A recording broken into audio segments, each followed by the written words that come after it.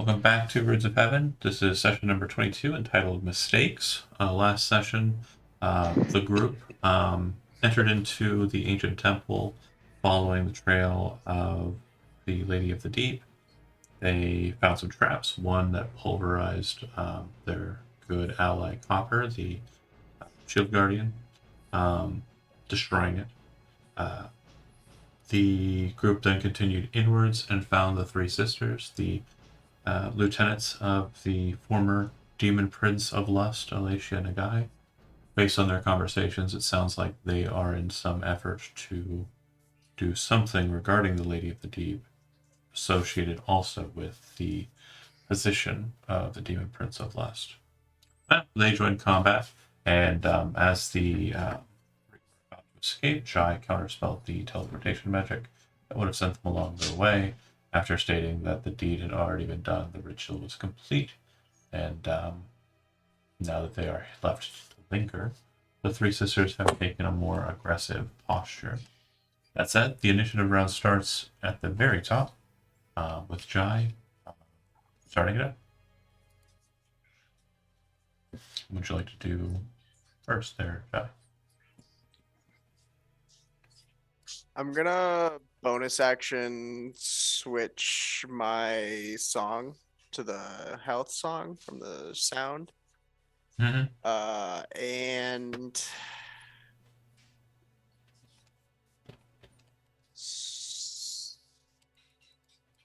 I guess I'm gonna take a shot at this one. I believe that's what we were targeting before. Okay. So a 14 to hit. 14 will not hit her. That's the turn. Okay.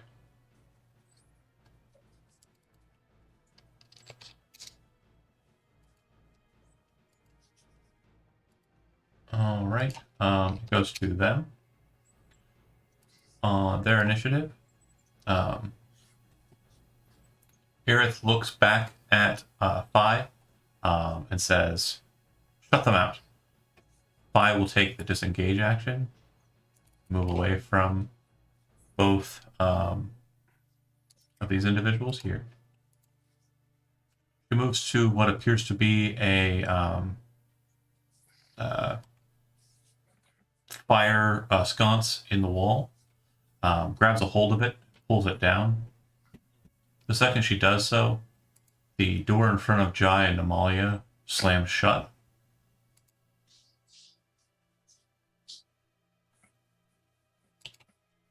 Oh.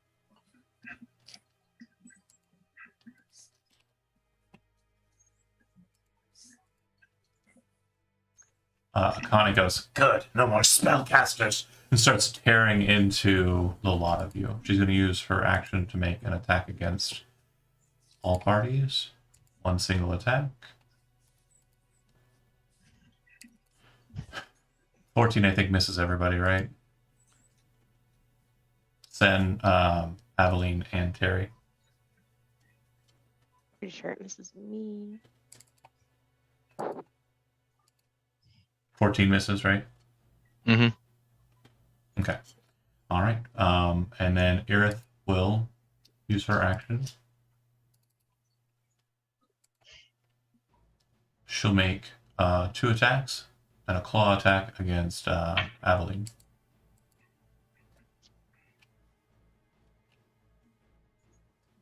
Miss, hit, and miss. Aveline, you'll take 17 points of slashing damage from the sword blow.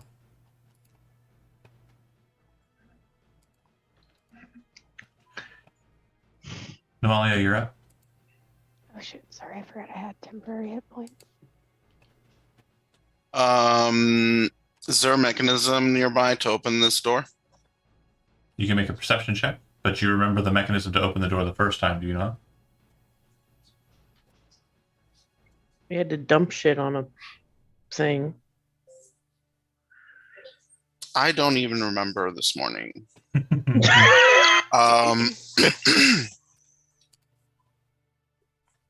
Okay, well, the mechanism in question required placement of fluids on stones around the area and altars.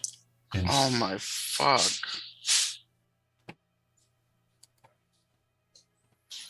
Okay, as an action,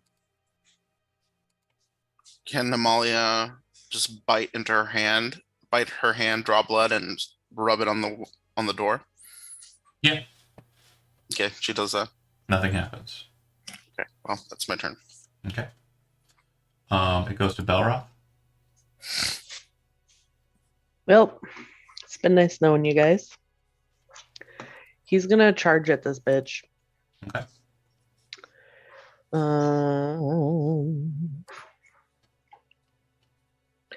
You do that.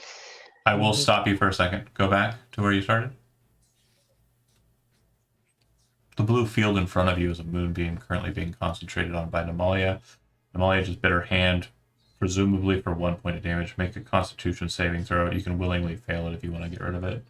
Oh, hit a moonbeam. Correct. And someone's trying to move into it. Well, you don't see anything. Did I know it was there or no? Yeah, you can. I mean, it's very clearly a beam of like bright blue light. Okay, he would not run through that shit. That's Right. magic. Okay, I want to save for it then. Okay. You're fine. So instead, you'll dip down and move around the outside of it. Go ahead. Okay. So I go like that. Mm-hmm. And That'll miss. I only get one more? Yep. Or no? Oh, I'll take that one. So you would have moved normal and made just 2 attacks, so Charger wouldn't actually be applied. Yeah, I'm sorry. No worries. Okay. You hit her with a second blow, and it wounds her a bit. She definitely does look like she's on the back foot now. She's a bit bloodied. Immediately after your turn, the sidekick brushes forward and is going to make 3 melee attacks. He does very poorly, and then he's going to attempt a shield bash as a bonus action, and he also fails it as well. Wow, that's not good. All right, Sen. I don't know. That sounds pretty great to me. No, it's not good because it's the NPC on your team trying to fight her. Oh, Yeah. my mistake. I thought they were not. gonna Sounds go good for ahead and me. Secretly, Yeah, has now we're just you're sitting ready here. to go. HP, waiting for her to kill me. Oh, that's like Cyberpunk. Cyberpunk. I haven't even finished my character for that yet. Hmm. I had a 5-day migraine. We are going to. Wasn't I prone? No. I would have Oh. notated it with an icon. Okay. Well, we're gonna stab this bitch with our rapier. That makes no sense. This one. Okay. 14. 14 will miss. Dang it. Well, that's all I got. Okay. Oh, wait. Yeah, because I can't go anywhere. You can. You can bonus action move. If you bonus action disengage, you can move through Aveline and get into the room. Oh, I can? Okay. Hell yeah. Yeah. I want to. It's 5 feet. I want to go there. So. Oh, fuck. I swear I know how to do this, guys. I'm gonna move there. And that's it.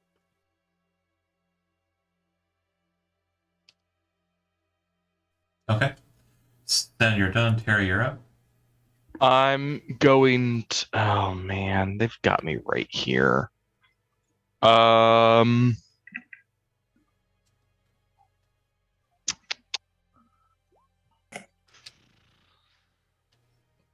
Whatever I just clicked, please ignore.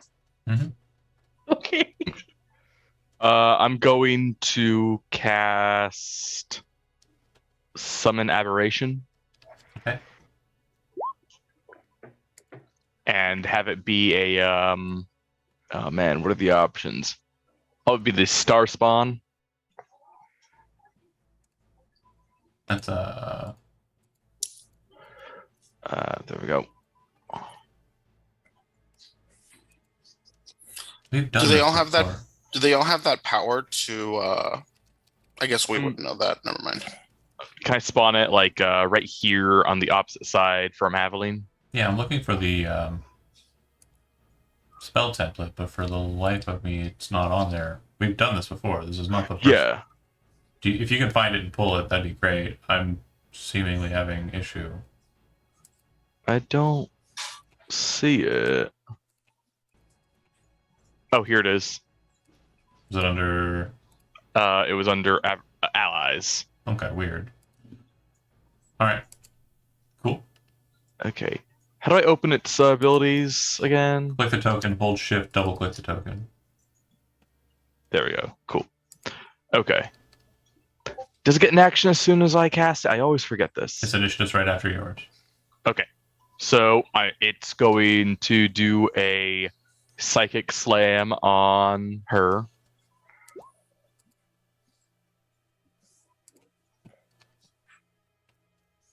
For 15. That probably misses. 15 hits. Oh, nice. Doesn't that make you all very mad that their armor class is 15 and you people keep rolling 14s? Oh, Plus a spell absolutely. level, so +4 damage. I'm not seeing any damage. You didn't click the. Uh, 11 plus a spells level of thank you. 4, you said? So 50. It would Okay. actually be level 5. Okay, so 1 more. Okay, that it? Also, at the start of its turn, which was just before this, she needs to make a wisdom saving throw. Okay. The DC of 17. What was the type of saving throw? Wisdom. Okay. She fails. What'd she do? Takes 2d6 psychic damage. Roll it. Okay. That it? 5. All right. In between Terry and Aveline's turn, Akane will take the legendary actions. She's going to use 3 legendary actions from the pool. And she will once again make a whirlwind attack. So.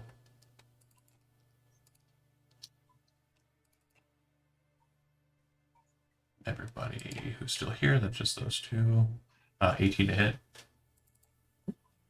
So Terry and Aveline, you'll both take 6 slashing and 7 fire. 13 total.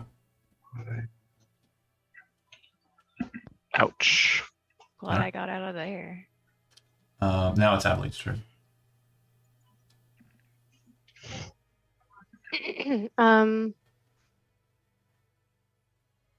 Which one is more beat up?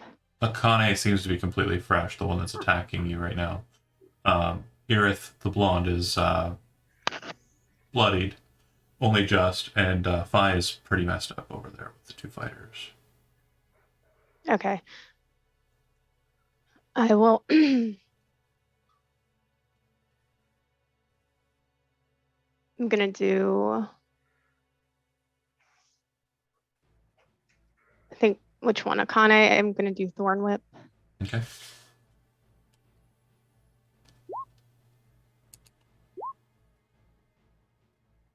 Okay. Go ahead and click on the damage. That'll hit.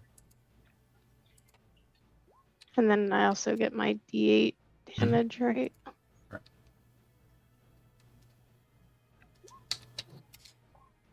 Okay. Decent damage. Anything else?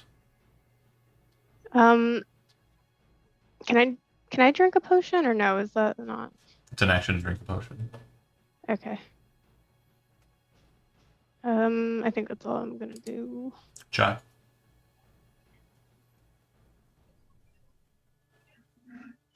Zach. Did he leave? No, I'm here. Sorry. No worries. Oh, fuck me. As a free action, Can I turn to Namalia and say, you should go while you still can. I've still got the entrance held open. And then let's see, how much movement do I have?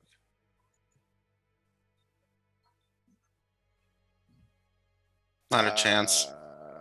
Right. Well, you can't say I didn't try. You did. I'm gonna get to. Oh, actually, before I move, shit. Did I hear any of the fighting on the other side of the door? Oh yeah. Then I'm going to assume they can still hear my sound Correct. and assume that they haven't moved out of it too far. Mm-hmm.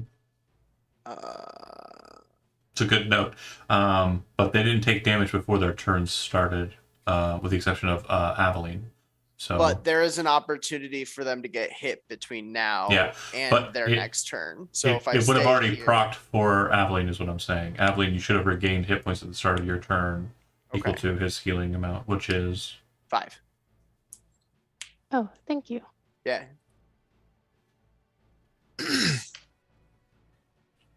um.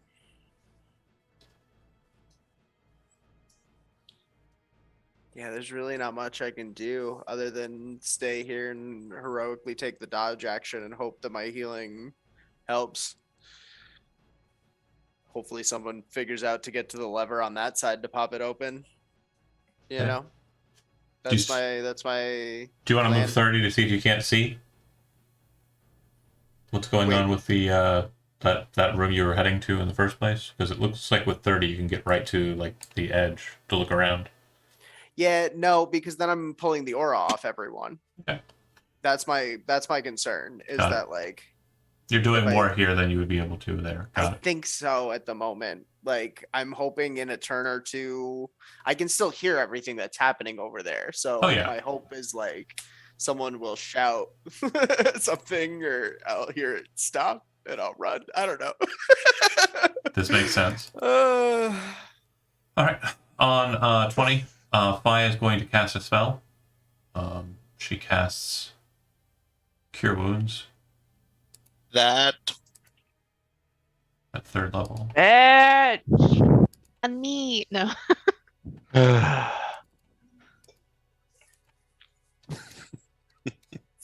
She heals right Send- in front of the fighters. She then uses her bonus action to teleport. Actually, Wait, so she cast a spell in front of me? yeah. Is casting defensively a thing in 5e? nope. That's a Pathfinder thing. You need a feat to be able to do anything with casters. It's called Mage Slayer. She teleports into the fray next to her sisters. Now defended. Take note of that. Fair. Belroth, make a perception check. As she starts to manifest the second beforehand, Kane bounces off of the wall there and does kind of a flip and spiral, rushing out to meet Sen in the corner. In the process, she's jumping over Aveline. Terry, you get an opportunity attack. Yay! I don't have a weapon out. Do you have so your I pistol? don't. Oh yes, You I can use do. it as a club. So what's that? Just make a strength up or strength attack. That's fine. Eh. And then I'm not strong. Aveline, Aww. Akane, Aw. as she's flipping over you, she kind of spins and her claws kind of reel out from her. She hits you, burning kind of into you, the green flame kind of dancing across your frame. You take 7 slashing and 4 fire. She then lands and comes in with 2 claws towards Sen. First attack. Do you, What did I do to you? I hit you. Do you wish to use your uncanny dodge? Yeah.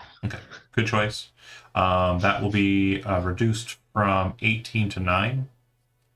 Actually, to Oh. 8. To 8 even, because the math being Oh. fun.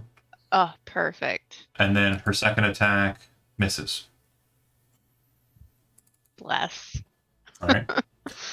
Irith will step through in towards the 2 here. She'll make 2 attacks against Terry, and she'll make 1 attack against. Would my aberrant spirit get a opportunity attack? It would. Yay. This will Come actually on. change what she might do here. There's that. Hits 15 to hit. Where do I click for the on the in the chat. You see the word Ah, attack. there it is. So it'll be 7 plus 5, so 12. So she backs away from it, kind of wounded, and then kind of turns and addresses her attention straight at Terry and says, and then just starts bringing all of her blows towards you instead. She's going to No. force you to break the concentration. Longsword, scything claw. Hit. First does 10 points of damage. Make a Constitution saving throw. Constitution saving throw. Second one hits. You're going to be taking 12 points of slashing damage. Another Constitution saving throw. DC's 10 still. And then the last one will hit for 15 slashing damage. Still DC 10 Constitution saving throw. Unless you're down. I'm not down yet. Okay. Terry will never die. And he didn't fail the I'm save. not dead yet. So she's very annoyed. Definitely fortuitous on your part. Irith done. Kane done. Phi done. Malia, you are up. So I think the Malia will know, like, Shisho is lost here because my memory of the last game is very like, can I go do this thing that? Oh shit! No, I can't. 1, 2, 3, 4, 5, 6. If you move 6, you can go here. Oh. Oh fuck! What just happened? Okay. I think we both tried to move you at the same time, but the one that's Oh, that was closest weird. to you is here. And if you Okay. pop there, I would allow you to kind of look around the corner. Okay. The room that you're looking into is, surprisingly enough, the last one that you actually activated. You can see that the top of it is clean, the top of the stone is clean, and the jar that you had gathered the vial from the other room in is sitting next to the stone statue. If you'd like to dash, you can have your item interaction be pouring the liquid on the stone. Yeah, let's do that. Okay. All right. Jai didn't run to the other room, so you won't know the fun fact of the matter. Closing the door only burned off one of the liquids, so the second that you pour that stuff onto the top, you hear the sound of the door opening once again. Yay! And Magpie Belroth watches as the switch that had been pulled down, the sconce, snaps back into position as the door opens. Fucking good. All right. Ugh. All right. Malia done. Belroth up. Glad I took the dodge action.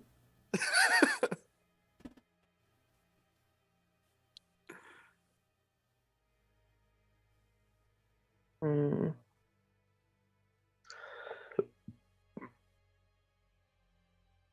All right.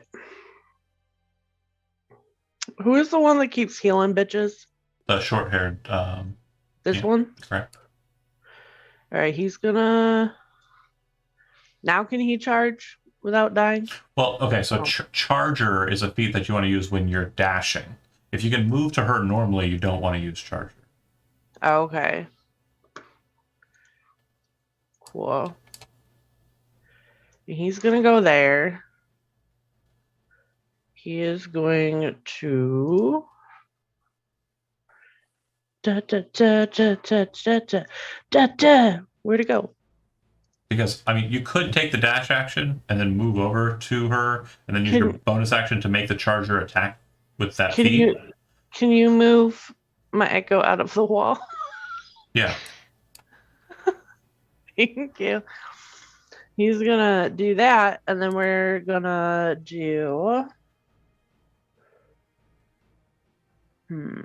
We gonna do the. Where'd it go? Unleash Incarnation. Yep. So we get 3 attacks on her. All hit. 22, 36. Okay. She is annoyed. You can see her kind of bleeding and like looking at you kind of angrily. And she looks over to Irith, who kind of seems concerned. In between Belroth and Sen, Irith says, go. And you see Fi kind of close her eyes and disappear as she teleports 30 feet away from you as a legendary action. Sen, you're up. These bitches are always attacking me. I didn't do nothing to them. So we're gonna hit them with a rapier. Go for it. Hit. 17. You stab Only- her. It kind of lances into her like pale flesh, and she looks down at it as it kind of sinks in. She grabs a hold of the blade and starts kind of pulling it in towards her, and like looking you dead on in the face. Like, You wanna kiss? "Mwah." And then it goes to. I mean, they apparently wanna deal with the Demon Prince of Lust.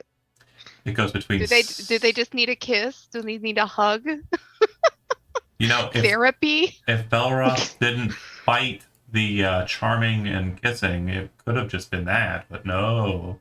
Aerith will use the same legendary action and teleport. She's going to I intercede mean, Sin will give him a kiss for free, but in between Fi. Sen, done, Terry up. All right. I'm going to. I'm going to shoot the blonde one with my Eldritch Blast. Okay. Hit. Boom and boom. And hit. She looks pretty well wounded. Don't forget, you get +5 health. Oh yeah. Oh, thank you. That's what I do. Alright. That's why I didn't move. In between. Specifically why I did not move. Then I'm going to move back a bit. And do I have a potion? I'm out of potion. I have a normal potion of healing. I'm gonna. You can't drink it. You used your action already. I have rapid drinker. Then you can drink it. What is a potion of healing? 2d4 plus 2.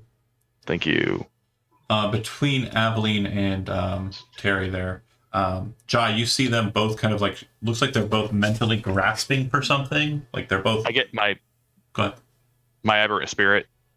Oh, yeah, go ahead. Sorry. It's got how much movement? 30 feet. It's gonna go 5. Go there. Mhm. And do a. Come on, you. Do a psychic slam on the blonde one. Yes. That sucks. So, like I was saying, Jai, you see for a moment the two look like they're mentally kind of grasping for something at the same time, and it looks like Fi wins out the grapple. You see her then use the legendary action that the group has been kind of focusing on and teleport into the stairwell. Aveline. I'm gonna bring down the wrath of the thorn whip on this one here. You know you can use that from where you were standing, though, right? What? You can use that from where you were standing, because Thorn was Oh covering. yeah, that's right. I don't know why I did that. I'm Okay. Because then you can pull him off a Sen. Yeah. I just wanted to move my person. No worries. I like moving tokens. She seems to like it. What is Oh. the damage? Oh no, but also I D8. get a D8, so let me do that. All right. She is pulled over to you. She's annoyed that she's taken away from Sen, but she kind of turns back over her shoulder with like a look on her face as she sees she's being pulled into you two. All right, Jai.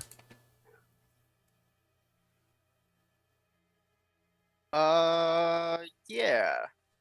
We can take a couple of steps back and try Vicious Mockery on that one there. DC 17 Wisdom save? Success. Yeah, that's fair. Jai, done. It goes to Yeah, them. that's all. Fi is going to exit Oh, actually, bonus action, Bardic Inspiration. on.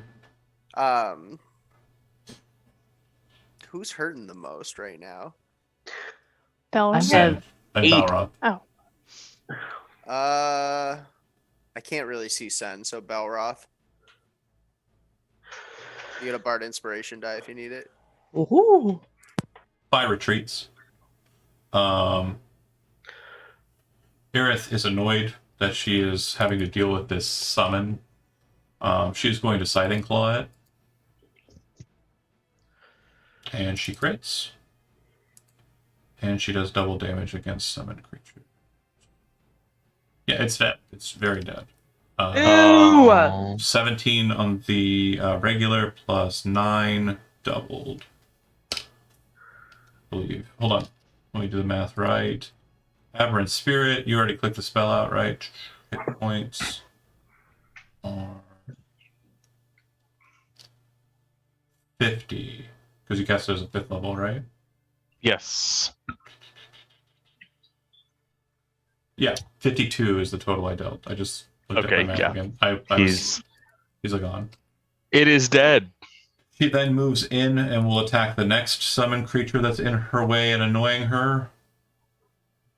Yeah, she hits it instead. And then This could be a problem. she'll step into Jai and she'll oh attack no. with her longsword. Unfortunately, you are not a summoned creature, so no extra damage, but a 20 will hit for 17 points of damage. All right. Ain't that bad. Akane will attack.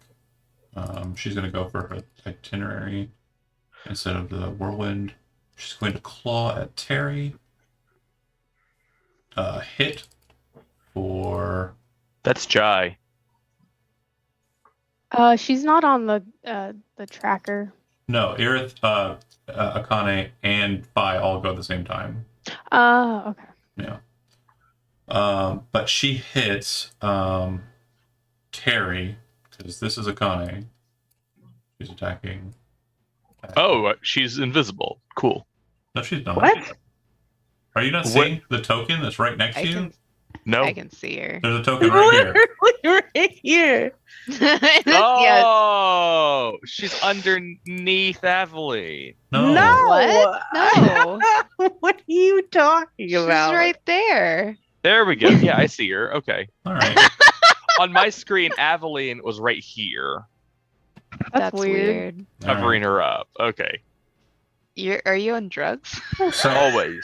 hit 16 points of damage. Does that knock you down? No, Second not attack. yet. Terry's still up, baby. You're down. I Yeah. just checked your hit points, yeah. And then her third attack will be against Aveline. Oh, you dealt more than 5 damage. It was 18 points of damage. That'll do it. Yeah. 18 more points of damage to Aveline. Fuck. And if you are still standing, she's annoyed. And you can see Aerith is also annoyed, and she's going to kind of like close her eyes and kind of like just seems to go into this weird kind of transient state after hitting you, Jai. And that's it. They're all done. Malia, you're up. Okay, I'm gonna. That was 10. 5, 10, 15, 20. Or 15, sorry. 15. Nice. Okay. So, so That's- that ring is actually spores. It's not. That was 35 feet, though. I'm not trying. Oh, was it? I'm Yeah, sorry. it's okay. So this is 30. Yeah, you can look around the corner, but That's bullshit. Okay, I'm sorry. it's okay. Like emotionally triggered. Okay, so can I? Okay, these fuckers. Are they? So I have no idea where these people are. Why is your mic? Oh, I'm sorry. Wait, what? It was like really, really scratchy. Sorry. But yeah, there's one right in front of you. Okay, so this is actually spores. So I'm gonna use my bonus to move it here. And so when they start their turn, they'll take spore damage. Okay. Was that a bonus?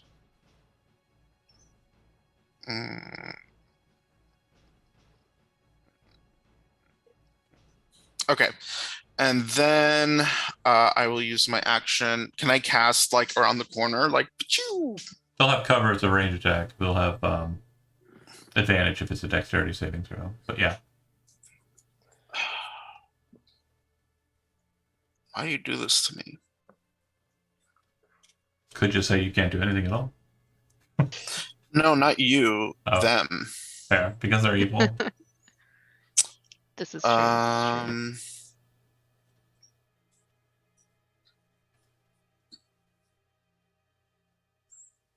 All right, so I guess we can just do a cantrip then. Mhm. Oh no, you know what? I'm gonna do this. So this is at level 3. Nice. Okay, but I don't lose the spell slot Correct. because of the spell. Okay, cool. So that's my turn. Okay. In between your turn and Belros's turn, she's going to use her legendary action to teleport. Does that count as her turn? Okay, now I'm mad at you, Jonathan. Belroth, you're up. All right. And if you want to get to Aerith, you have to run through the spores. Yeah. Just kill what's her face, kill a car. Yeah. Diabolical. Oh, Mia. Can you kick him out of the wall again? Bob the wall creeper. All right. So we are going to unleash incarnation again because for some reason I've been saving this shit. Hold on a second. Yeah. Okay, go ahead. All right. This one is on Aerith, and the other 2 are on this other bitch. Oh my god. Okay. That will kill Aerith. She drops and then dissipates into kind of a cloud of like dark mist and is banished from this existence for a year and a day. Yay! Unfortunately, night. this current existence is a demi-plane, so she's still free to walk around in the material plane. Great. Belroth, Whatever. She's dead for here. your 2 attacks against Akane also hit. She doesn't look like she's as badly wounded. She does look like she's annoyed, though. All right, Yeah, well, I'm annoyed too. Okay? Welcome to the club. in between those turns, you see that she's now in control of the whatever they were struggling over, and her eyes kind of flare bright red, and like her teeth spread into a wide grin, and she is going to flip over Aveline as a legendary action, and she's going to make 4 attacks. Question. Go ahead. Sorry. When does our friend go? Oh, right Yeah. after Balroth. Yeah. Okay, hold on. Good call. So then, actually, Akane would go in between those 2. Good call. So, everybody gets attacked. 19, if your AC is less than 19, you get hit by this. So everyone but Belroth, I think. It's going to be 17 points of damage. Terry, that's a failed death saving throw for you. All right, then it goes Oh, to... shoot. Hold on. I need to con saves. Mm-hmm. That's a failure. There goes our exit.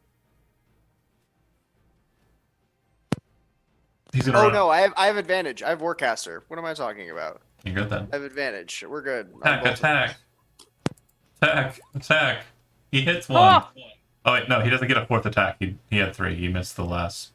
Yeah, he will shield bash though, so that's cool. And she gets strength 15 con save. She succeeds. She takes 9 bludgeoning though. Okay. It'll go to her. She now is weighing the situation a little bit differently, and annoyedly will use the last 2 legendary actions to perform a trait that turns her ethereal. She will then slip into the ethereal plane. She's still present there, but physical damage is no longer affecting her. Spell damage can affect her, but it's going to be halved because it's crossing over. Sen, you're up. No, I'm down. Oh, yeah, okay. All right. Down as in dying or just Yeah, I'm That's- at 0 hit points. death saving throw? Yeah. Okay. 17. That's a I'm success. fine. I'm fine. So Sen goes to Terry. And I forget, are these Constitution saves or just straight rolls? Death. For Constitution death save. Oh, Constitution? oh, for yeah. No, sorry. It's a death save. There's a name for it, but that's fine. That's a 17, so you're good. It should be like Yeah. a death save in the middle. It is a straight roll. Sorry, my brain Yeah. didn't work. Oh, there it is. I see it now. Perfect. That one doesn't count. One success, one failure is where you're at. Aveline, you are up. Terry and Sen are both dying. Okay. They're both at 1 fail or? Terry has a failure. Looks like he's Yeah. passing. As a free action, Jai will yell out, "I've got them if you can attack." Please. All right, because I'm also hurting pretty bad, but Yeah, or heal your. I've got a heal coming. okay. So all right, Well, you gain 5 hit points back at the start of your turn if you took damage. Yes, you do. Yes, you do. Oh. Because Cool. you're not dying. Okay, Is- I'm doing a little you better can hear now. me. Well, Yeah, cool. All right. Can you heal both of them, or are you? Yep. Okay. Okay. I'm I just got gonna. everybody. Don't you worry. Don't you worry. I got everybody. Okay. I'm not gonna Sorry worry about about it then. If I move away from her, since she's ethereal, does that still count as a disengage or like? you don't know? I don't know. Oh, frick. Okay. Fuck around and find out. I'll just. Nah. You'll just nah. No. I'll thorn whip. Okay. Whip it real good. Hit. And then Okay. She still seems to be active. The whip does seem to pass through the veil and hit her. Her kind of ethereal frame seems to shift. You can only just barely see her as she's kind of shifting into like full ghost mode. Soon she'll be kind of not only fully ethereal, she'll be also invisible in the material plane. Jai, you're up. So I'm just going to step into Aveline's space for a second and expend my last bard die to do that. So everybody in my aura gains 7 hit points back. And it doesn't require them to hear you Nope. or amplify. Yay. I'm in the aura Yep. because I can't see the Yep. aura. Oh yeah, everybody's in it. I got Oh, everybody except perfect. for Namalia. Sorry, Namalia. It's okay. She good. Yay. And then I'm just gonna step back into my space here. And I think that's all I can do. Can you see the aura now? Yeah. Okay. Yes. All right. Oh, I am not in it though. You were in it. I touching it. stepped to here to do Oh, right. it. Okay. But I have to move out of the space by the end of the turn. All right. Gotcha. And that doesn't provoke opportunity because it stays in her space. On So a I niche just 20, you see her kind of lift up into the air and just fly through the ceiling. Technically, you have opportunity attacks, but none of you can make opportunity attacks that are spells, except for Yeah. Jai. Huh? You don't have. Do you have the Warcaster feat, Aveline? no, never mind. Nah. I'm gonna try anyway. You hit, but it just goes right through her. Oh!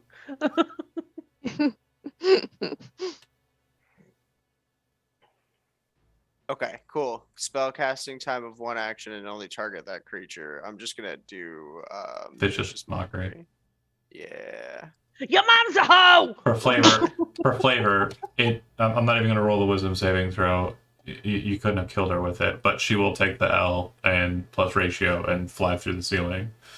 At least we killed your sister. Yeah, right.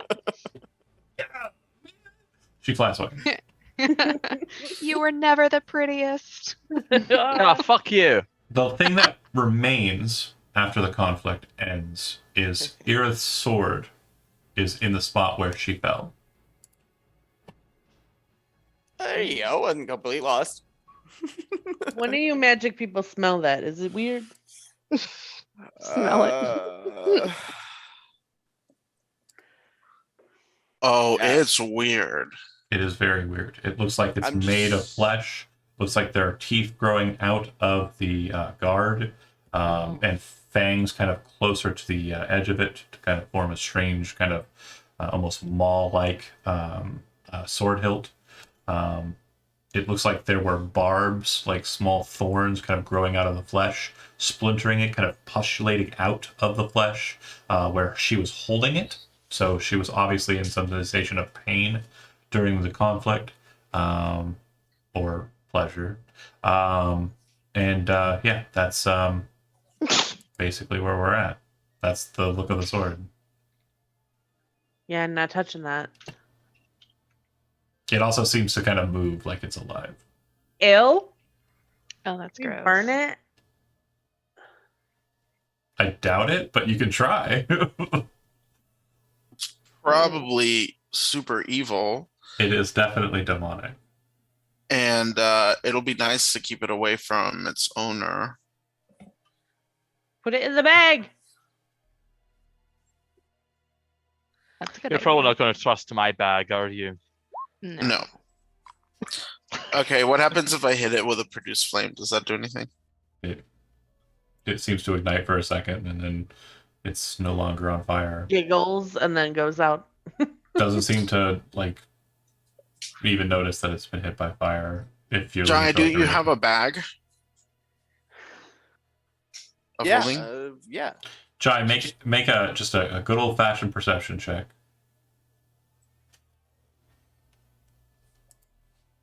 23. The blade is very sharp and it seems to be alive. Putting in a bag of holding is probably the worst idea. Yeah. Oh. Not my bag of holding. Because if a You bag can of stick it in Terry's bag of holding. if a bag of holding is lacerated from the inside, everything spills out. Yeah. Oh yeah, maybe don't do that then. Is there anything to know about the swords? Like, would anyone? Can make an Arcana or Religion or History check. Your choice, depending on what Okay. you choose, will determine your results. I have none of these things. Same, and I don't even have to look at my sheet. Nothing with Arcana. Pretty good. You're not terribly unfamiliar with the concept of binding things to weaponry. Sometimes the weaponry takes on the traits or has aspects familiar to what was bound to it. The most familiar of the sentient swords were the Sentinel Blades, the Elvish descriptor from your time. And they were basically a group of warrior elves, maidens all, who swore themselves to the protection of this world from demonkind and bound themselves to these swords called the Sentinel swords. And the swords had very elegant elvish qualities to them, and some of them had traits in mind where when you took up the weapon, you had to swear an oath to the sentient sword to be able to use it. One such sword would not be taken up by any non-female hands. Another would not be taken up by anyone who was not a worshiper of the goddess. Oh my god, my brain. Alawain. And other swords of the Sentinel series had these oaths bound to it that they demanded of their wielders to function properly. This sword may or may not have the same kind of process. Explain that to the group. So we just So it's kind of like making a pact with something. There you go, Terry. Why don't you pick it up? Switch to Hexblade for me. No, it's I don't think Hexblade really matches Terry. Terry style at all. No. it sounds like picking it up and taking it with us is a bad idea. It sounds like leaving it where it sits is probably not a great idea either.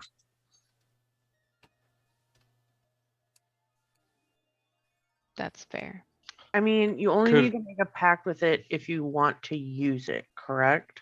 Correct. Jai, at this moment, as you're kind of contemplating the weapon, it's been a moment or two, you feel a severance of your concentration on the golem spell, or on the elemental spell. Okay. You would know that that would be the case when it were killed. Mm, Oh no. that tracks. That tracks. Whatever With whatever it was very sudden, though. I want to get out of here. with Namalia's knowledge of religion, she rolled a 15. Would she know that like that a demonic sword of this type could like influence someone's mind if they try to mess with it? No, you would know that the sword, though, that you're looking at, it does appear to be made out of demon flesh, and it does look like the blade itself is actually formed out of a metal called orichalcum, which is the most indestructible metal, and it's also the most purely edged metal in all of ENA, which is the continent you live on. The blade of that weapon, as I'm sure some of you may have gathered from it biting upon you, is very sharp. So Does anybody have any kind of exercising stuff? Like holy water or something? That's not this party. That's not this party. I get, Yes, I I carry could around smack a it with spare the vial sun just for blade. you, Terry. What? Oh, What? Terry, we thought you were the priestly one. I will say, as you're kind of contemplating these processes, and as you're kind of possibly engaging in some of them, you do notice a kind of disturbance in the area that you're in. It definitely does feel like there's a low rumble coming from deep below, beneath you. Well, I was gonna say before you said that, and before we were talking about the sword, I just look very concerned, and I want to leave. Yeah. And I'm like looking for if there's like any way like to leave around here. Okay. In the room that you just entered, you do see a massive sarcophagus, as I mentioned, where they kind of appeared in front of. To the left and right, it looked like there are more sarcophagi. Well, we ain't got nothing to lose. I'm gonna go look over here. My Okay. God, this is like Sen, you see what appears to be a very strange icon of the worm creature with the entity coming out of it. He appears to be kind of covered in strange artifice and has a sword. But from what it looks like he is actually coming up out of the worm mouth. The worm depicted doesn't appear to have three mouths. It does look like it is very kind of strangely designed to, very ancient and very old. There are 6 other sarcophagi in here, but this one appears to be one of reverence, one of honor, one of importance. It looks Well, like the cool. other side is identical in aspect. Exactly the same. Yep. Do you wish to do anything with these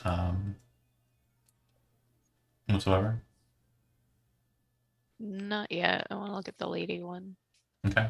Very big. And make an investigation check. Okay. That wasn't very good. 5. You're looking at these motifs, and there's like a lot of hands that are kind of pushing outwards in a ways. It looks like there's some that are kind of pushing up on this figure in the middle, which is very androgynous. Hard to determine whether it is female, male, or some non-binary entity. It seems to have aspects of all of that, but it does look like it's a very hand-oriented kind of motif. There's hands on the ground beneath you, hands kind of pushing out and away. Above it, even on the ceiling above you, there are like imprints of hands that seem to be kind of pushing out as well. Well, that's cool.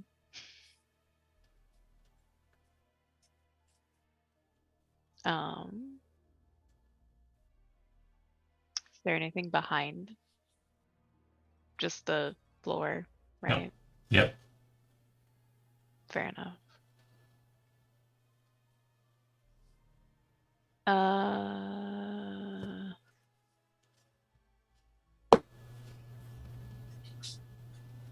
guess.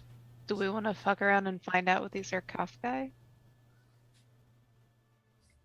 I think we're Um, running out of time. I'm like rolling out this dimension door scroll. like We're also running out of HP. I mean, like it's a suicide mission, I guess. But I think Aveline is not into suicide missioning. And Is there right, maybe enough time to take a little rest? Do whatever you want. doesn't Not resting seem here. like that, no. And then also Namalia doesn't want all of you to die on her watch. Sen, do you want to pull open that sarcophagus or the side sarcophagi? While the others are discussing whether or not they wish to Yeah. proceed. Yeah, that's a. I don't Great want all of question. you to die. Send. Belroth would be like wrapping the sword up without trying not to touch it. You'll note that the second it touches the blade, the fabric, it cuts it immediately. Well, yeah, I was thinking more like the hilt, the creepy like mouth hilt. Yeah, and I'm saying too that when it touches the thorns, it pierces the cloth immediately. Yeah. Okay. Yeah. Actually, make a dexterity saving throw. Oh, You take a point of damage, a piercing damage, as you kind of lacerate your finger on it. You go, ah! And you Ah! drop the blade, and it kind of like hits there. And as it bounces a little bit on the steel, you can see that it's torn your cloth into ribbons just by existing. Nobody touch nothing. It's dangerous. It's Stop. pointy. It's got pokey things. As Aveline says that, she's Uh, gonna try and open this fucking coffin. The one on the It's right. like everyone's This just one. fucking around. Oh, okay. I'm gonna help. As if you I kind can. of attempt to do so, you note that it doesn't have a lid. It is just one piece. It looks like the actual groove mark that you're trying to push on, it's literally just a chisel mark that's been engraved to make it look like it has a top. Man, I was bested. Jai, since you're over here, you can make an investigation check. Sen provides no assistance because Yeah. they already failed. I almost died twice. At 11. Yeah, you easily recognize that it has no lid, even before Sen, grasps that. So you actually inform them that's the case. But you also notice that there's some strange marks on the ground, kind of at your feet. You're not really able to determine what they are. Just strange kind of marks, scuffs, if you will, on the stone. Oh shit. Oh, sorry. Can I look over there? Can I see what they're doing? You can go over there if you'd like. I should still have comprehend languages going, should There I are not? no words. Oh, it's just symbols. Okay. Mm-hmm. Aveline, if you're going over there to help, that's fine. Terry, Belroth, Namalia, just want to make sure. There are sarcophagi on the right, sarcophagi on the left. Do you wish to inspect any of them? There are a total of 6 smaller ones and 1 larger one on each side. So a total of 12 and 2.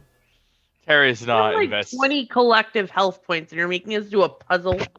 I've got 27. It's fine. Were you expecting an emotional response?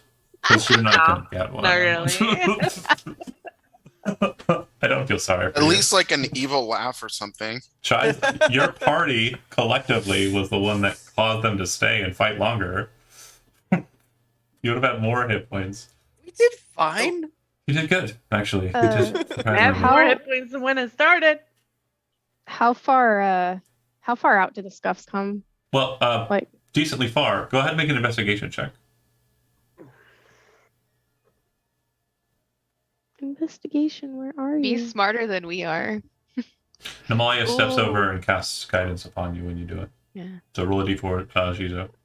Sorry, apparently I can't read. I'm trying to It's find okay. this. They're alphabetical order. Oh,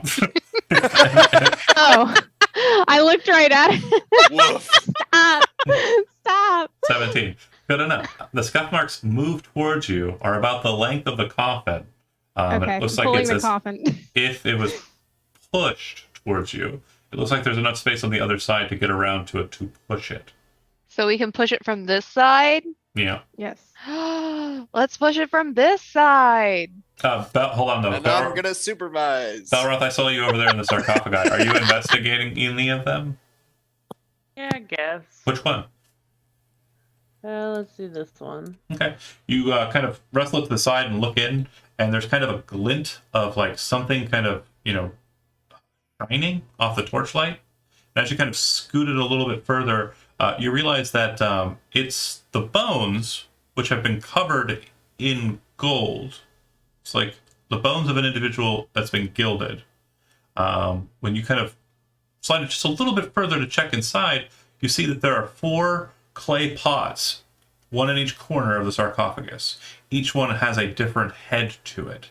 The heads in question, one appears to be a goblin head, one appears to be a serpent's head, another appears to be a ape's head, and another appears to be a like a human's head. And it seems like it might be kind of like a motif or design off of like the person who's dead inside. If you kind of reach in and kind of grab one of those jars and shake it a little bit, it seems to have fluid in it. Yeah, that sounds like something that he would do. Okay. For them. Yeah. And do you want to pop it open to look inside? No, Oh, okay. he's stupid. He's not dumb. Well, so far you haven't. So far you haven't been harmed by it. Well, that's true. Is anyone watching this man? No, they're Nope. looking for someone Okay, to help push no them. adult By the way, supervision. if you don't have a strength of 13 or higher, you're not pushing the sarcophagus, and you need 2 people with strengths 13 or higher to do it. Okay. Oh, well, let me just we're doing our come and help best. you out. Yeah, He's, like, y'all are sits trying on to both push a hands big to- old Oh, yeah. slab of rock while he's over here like You go to find doing Belroth, and you maracas. see Belroth has 2 of these jars, which, if you have religion trained, you would recognize are funerary jars, which basically hold the remains of the interior of a creature who is sacramentally us. buried. Yeah, so he's Muted, like muted. literally Still muted. Sorry. No. Why is it not working? Work. It's not Nope. working. They muted. Is it working now? Yes. Yay! I was getting so into it. Belroth, I believe those are the organs of the deceased. I better not play with them. oh Is there a mummified body in there? No. no, it's gold. A golden that's skeleton. weird. Wait, does it Um, look like a skeleton that's been gilded, or does it look like a skeleton made of gold? A skeleton that's been gilded. So there is a body in there. Yes. Not a Oh. mummified body, though. Oh, not a mummified body. Gilded body. Between The gilded our body. Mhm. between our ally and Belroth, they don't have the strength. They to do, push- but Belroth's do, currently but, like, I'm misery with literally jars. Can, Belroth, can you get over here?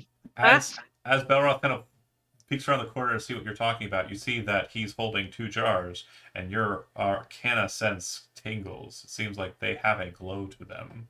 Oh God. What did I tell everyone? And it's not Oh. it's not What? it's not a bad glow. They're organs.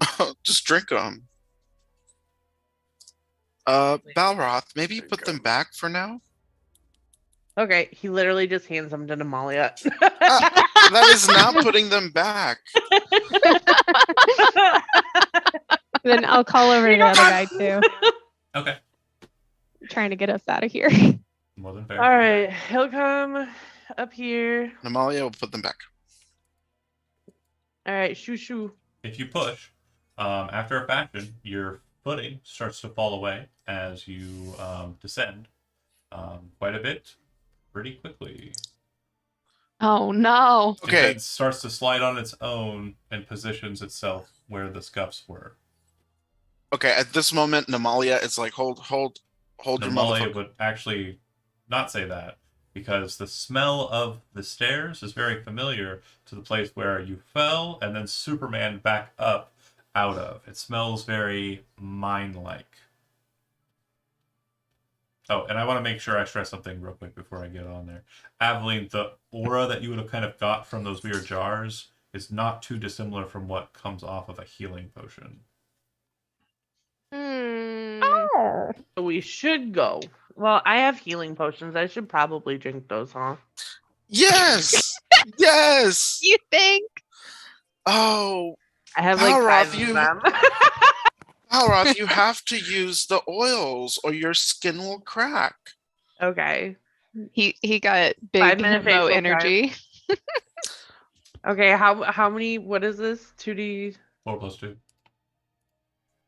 Balroth. Yeah. If we encounter enemies again, before you ride into battle, let me say a blessing unto you. Understood? Yeah. Okay.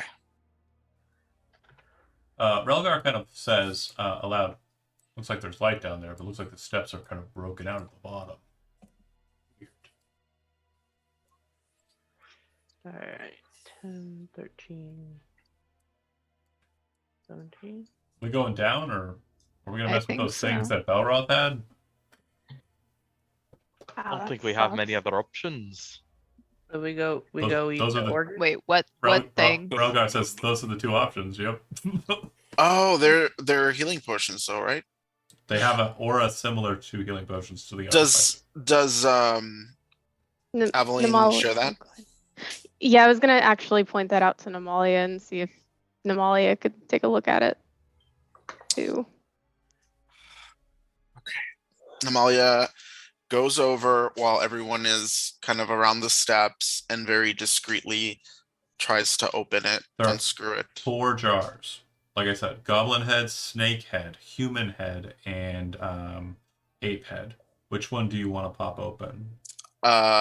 Amalia will pick up human head and show Aveline to see if it's glowing in the format. Yeah, okay.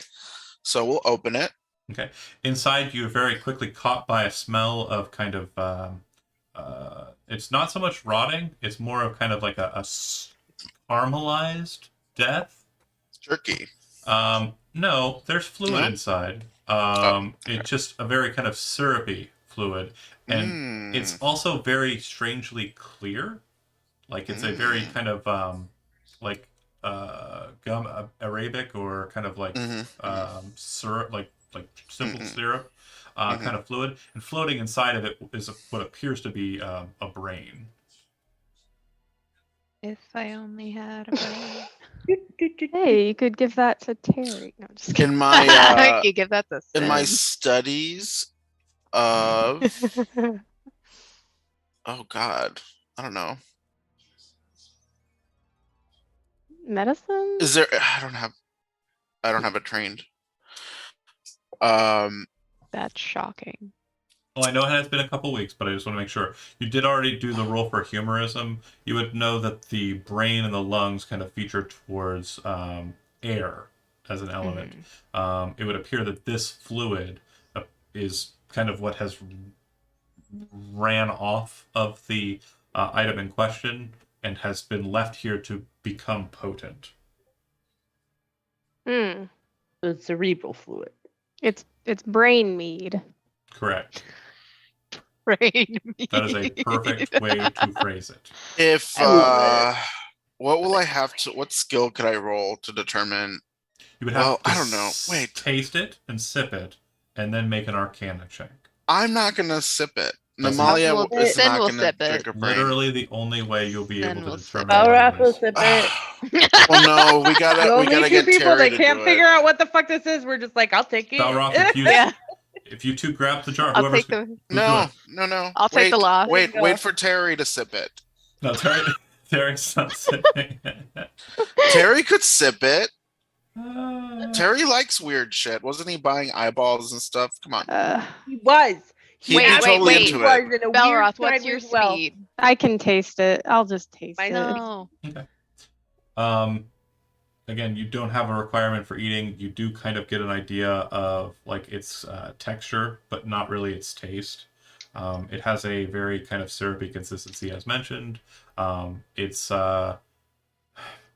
It doesn't feel like it exits out of you the way you want it to, as you normally kind of display stuff. It kind of lingers inside of you, and you very kind of quickly recognize that this is very beneficial. If you were to drink more of it, it would greatly be beneficial. Okay, so this is some sort. This is a good thing. Who wants to drink the brain mead? Do you want to drink the brain mead? You know what? Yeah, let's just do it. Let's She goes, just do that. Who wants to? Oh. As it kind of enters into you, you get a kind of a strange sensation that you haven't had for a while. It's a very kind of pleasurable warmth. It kind of fills your body like a just kind of a relief, like a end of a hard day at work kind of situation. And again, you being autonomous, it's not something you've felt for a while. But you regain a number of hit points equal to your maximum hit points, and your maximum hit point total for the time being increases by your hit dice is a D8, correct? Mhm. 8. So 8 temporary, basically, No. or 8 maximum hit point increase. So your maximum hit points is increased by 8. oh, okay, okay. I'll just Should've click had this that arrow. one. And... I lost the mag. All right, I feel Without really. saying anything. I don't know if that worked. Grabs the other chart. I feel really great. Which one? I think. Which one do you grab, Jai? Oh, I don't grab any of them. Oh, okay. Sorry, I was gonna say, let's go. I don't know how it felt. If you are curious, Belroth is there actually interested in the jars, and you check the other ones. Not all of them have jars. It appears that this chamber has no other jars. The larger sarcophagi is very similar to the one in the middle of the room. It doesn't have an actual lid. It actually appears that there is staining on the stone. And as you kind of think about it for a second, Aveline and Namalia, you kind of come, and Jai, you come to the same conclusion, like, oh, that's not a sarcophagus. That's where they put everybody in the boxes. The table was used to sacrifice all of the people in the six. And then you kind of cut back to the other boxes. So there are 3 more jars, the goblin, the ape, and the snake. And then in the other things, there are gilded individuals as well. One has a shield, one has a sword, one has a crown, one has nothing, the one across from the jar one, and one has a gauntlet made of crystal. Ooh. Magic people, what is this? Take a peek. Okay. So if you want to do a quick identify, taking some time to ritually cast, the sword appears to be a sword of sharpness. The shield appears to be a sentinel shield, not terribly great. The crown appears to be a circlet of intellect. And the crystal gauntlet appears to be a gauntlet of overpower. Anyone who's wearing it would have a strength of 19. Oh. Oh shit. It does take time to Give it to attune to Terry. some of these items, however. Okay, so the shield. What does the shield do? It is a sentinel shield. It gives you advantage on initiative checks and advantage on perception checks, but you don't have any bonuses to your AC from it, Oh. other than normal shield bonuses. Can Amalia take that shield? Sure. Does anyone want to? Anybody else Disagree. want to mess with the jars, though? There are 3 left. Yeah. Which yeah, I What's in the suggest. goblin jar? Okay, you pop open the goblin jar, and inside it smells a bit more bleak. I would say the smell is very much similar to like gym socks that have been worn quite a long time and never washed, and then put into a like a blender filled with chicken livers, and then that was poured into sewage. Hmm. But Very Delicious. creative. kind of like a refined nausea. Mm. It seems that the syrup inside is black in color, Uh-huh. and there appears to be chunks or maybe a chunk of some sort of viscera inside of it. Mm. I don't know about this one. Is that Does the this black look bile? good? It does Thing? appear that this is the black bile, correct? Does it do the healing thing? Does it have a on? The aura is Glow. great, and Prince Aveline's already kind of casting Identify. if she does so on this one, its properties are not identifiable. However, if she does kind of the SIP test, it's not too dissimilar from the brain matter. Well, if it's not dissimilar to the brain matters. Sen and Balroth, you know, one of y'all should probably Send, you going in? Tucking in? rock, paper, scissor Okay. it. Okay, so Oh no. the smell is definitely hard to get over, but once you actually put it to the lips and start tasting it, like that scent just slips away. I don't know if you're familiar with Limburger cheese. Yeah. It definitely has a horrible smell, but that kind of Yeah. just doesn't matter once you actually get it in your face. And this black bile seems to be the same. It has a very meaty taste to it, and not in a bad way, like in a really kind of like you're just biting into a liquid sirloin steak. It's Oh man. delicious. That's great. And Doo-doo mead. it's easy to actually it's easy to tuck in on it raises or you gain a number of hit points equal to your maximum hit point total.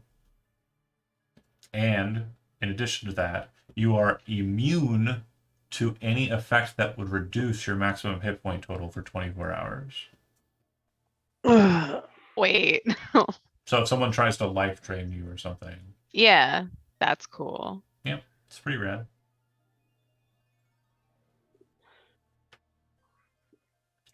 That was the Okay. goblin, so then it would go to snake and ape for Balroth, your choice. I'll do 8. Bright yellow liquid inside. It Oh, is. yay. Pee pee. It is. Yay. It's no. Pee is kind of like a very specific piss color. I'm talking like fucking neon yellow liquid inside. Oh, it's like, bile. it is Like bright yellow, and there doesn't appear to be any kind of item inside. But yeah, it's got a smell to it. It definitely is worse than the black bile. Yeah, it's like this one's actually pretty easy to reference. This is like if someone took a fish, brined it, and then like left it in a can after letting it ferment. Like Oh this man, is, that sounds delicious. this is- Right. Thanks. this is has a Fermented fish. All right, Balrog drinks it. Whatever. Let's do this. it tastes to fish, but not in a terribly bad way. Like it's something at first you're kind of like, taken aback by, but yeah, it tastes like a really delicious fish meal. You drink it all down. At the end of it, you regain a number of hit points equal to your maximum hit point total. And for 24 hours, you deal an additional 2 damage with melee weapon attack rolls. Yes. Nice. Yay. Well done. It's like all you do. There is one left. The Right? snake. Try Terry or Namalia. Who wants I'll the do snake it if oil? nobody else wants it, but Terry, you want to drink the snake juice? If Who's in nobody worse else, shape? That's Well- what everyone's saying. Somebody just pick it. Terry drinking the snake juice seems appropriate. I'll drink the snake juice. Okay. Well, when you first open it up, it's very red-ish, but like not like bright, vibrant red. It's kind of more like a muted kind of red color. And at first you're like, oh, it's blood. But then you're thinking to yourself, no, wait. Blood's the air liquid. And then you kind of look at it again, and you realize it's bloody, but it appears that it's blood mixed with spit. It's very strange. And as you kind of like look it over more, you stop and just say, everyone else is drinking and theirs is fine. And you start to sip yours. Yeah, it tastes like poison at first. It causes you to kind of hack up at first. Then you kind of like realize it's not bad and you're compelled to continue to drink. You finish drinking it, your hit points regain a number of hit points equal to your maximum total. Yeah, and if you had a you can regain 1 single spell slot of your level or of a level of your choice. So 1 spell slot. Correct. So, and what was did you say I regained HP? All of them. Yeah. Or- Oh, nice. Okay. Sick. Okay. So Oh then- yeah, that feels good. Okay, and then there's also still a gauntlet, a circlet, and a sword. The other What was- side, if you look in sorry. if you look on the other side, Yeah. where the jars would have been, there's another gilded corpse, but this one is holding only 1 jar in his hand instead of having 4 around him. Oh. And then the others aside him have nothing. Their bones are not gilded. It looks like they're fossilized or petrified like the ones upstairs. And these ones actually look like they are fossilized in such a way that skin remnants seem to be present. It looks like it is a number of ladies that have been kind of blocked in here and left for dead to kind of just enter into a state of fossilization. 4 ladies total. That's sad. And then 2 men in the center, the gilded 2 in the center. Well, they're fine. Takes the jar that one of the gilded guys is holding Mhm. and like takes it out and be like, "What's this?" Doesn't have Does the same it- kind of healing essence as the last 4. It's a little different.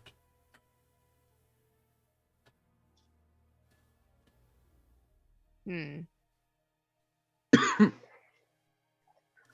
Want me to drink it? No. I Um, mean, can we can we- determine if it's a negative effect that like or You can determine that it's a just different? positive effect. Okay. who wants it?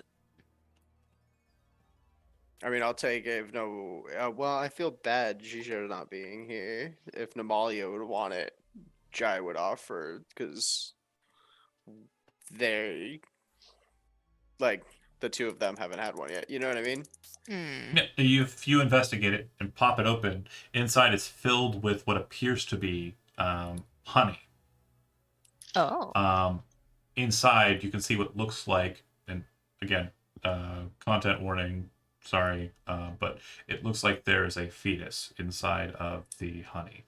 Looks like it is Good way to preserve it. mallified, I believe it's called. I can't remember the exact terminology for mummifying a body in honey. I think that's pretty close. Yeah, I can't remember the exact term.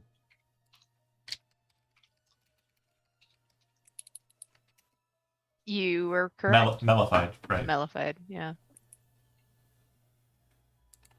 And not exactly fetus, possibly like a very small child as they were born, Hmm. whether they were born alive or not. No more than a newborn. Right, is whether- what you're Yeah. saying. Yeah, whether they were born alive or not is they're definitely small, Yeah. able to fit in this jar. But yeah, sorry again, content warning, of course. But yeah.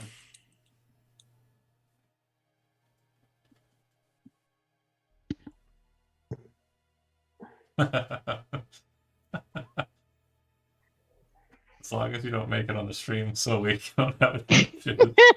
Oh God. gosh. I love it, but at the same time, no, don't say it out loud. That's one for the chat. Okay. And I believe that does Um, give you the right to make that joke. Yes. Okay. So the gauntlet makes your Strength 19. 19. And the circlet sword. or it's a headband of intellect, right? Crown, Yeah. crown of intellect. Yeah. Crown of intellect. Okay, crown of intellect. It'll make your but that one- intelligence 19. Same thing. Ooh. Wow. So who Probably- becomes the prince and/or princess? As a skill junkie, Jai always wants better stats. Okay, so Jai becomes a princess. As you're determining this, I kind of want to cut through this next bit just to kind of lead it to the next part, because the next bit is a bit more fluff than anything. I just want to make sure that we're kind of moving into it. Sorry, I kind of have an idea of time, and I just want to make sure we're playing to it. I did throw a lot at you, so it is my fault, granted. But I just want to make sure Who's drinking the creepy jar? the mead jar or the honey jar. That's entirely up to you. I believe Zach is waiting for Jijo to return, so he can I determine. want to if they give wanna Namalia move, first vice versa. dibs. I'm not sure what Okay. how they would feel about Namalia drinking it or not. You know. All right. Yeah. Yeah. I guess Belroth can have the gauntlets though, right? Or is that Well, I mean, that Does only it help? Like, Blade Yeah, adds what's one- Belroth's strength? He's 18. yeah, It it doesn't wouldn't really. change. It's not worth it for Belroth to have it. No. If what was the sword? anything, The sword. Did you ask what the sword was? Yeah. Sword of sharpness. Okay. And what does that mean? A sword of sharpness You can type it into the compendium, it'll tell you. is a very rare magic item that grants no bonus to your attack or damage rolls. But anytime you attack an object with the sword and hit, it maximizes your weapon damage dice. The weapon requires attunement.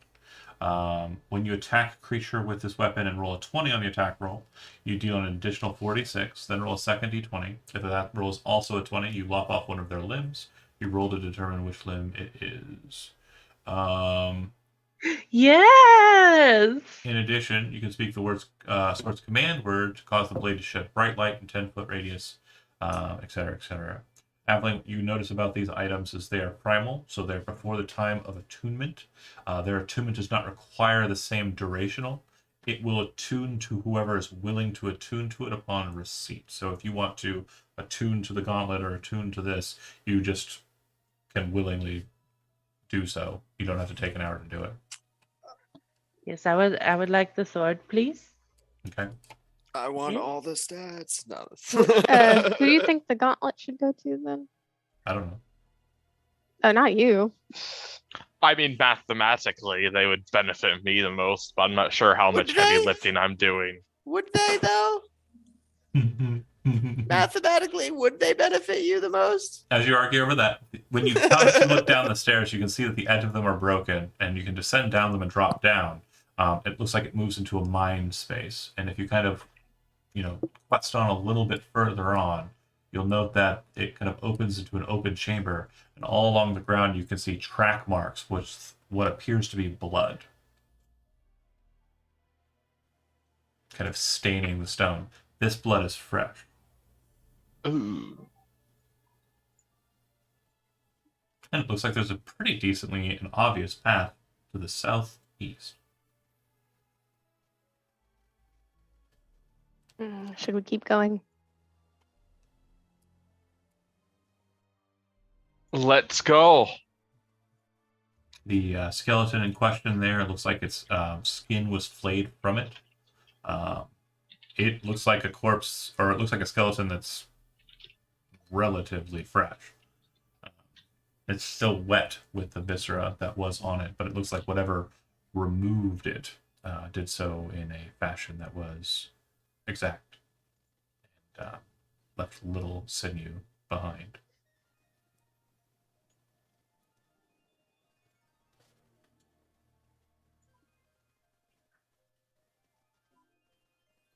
It does look like, I guess not human blood, but like normal blood, I guess. It looks like there might be some human mixed in there. Yeah, it definitely looks like humanoid blood. Like, could be human, could be elf, could be tiefling, could be any of those blood. Based on the shape of the skeleton that was left behind and the state of it, it looks like whatever did this kind of feral creature was able to kind of suck the flesh off of the body and leave the bones.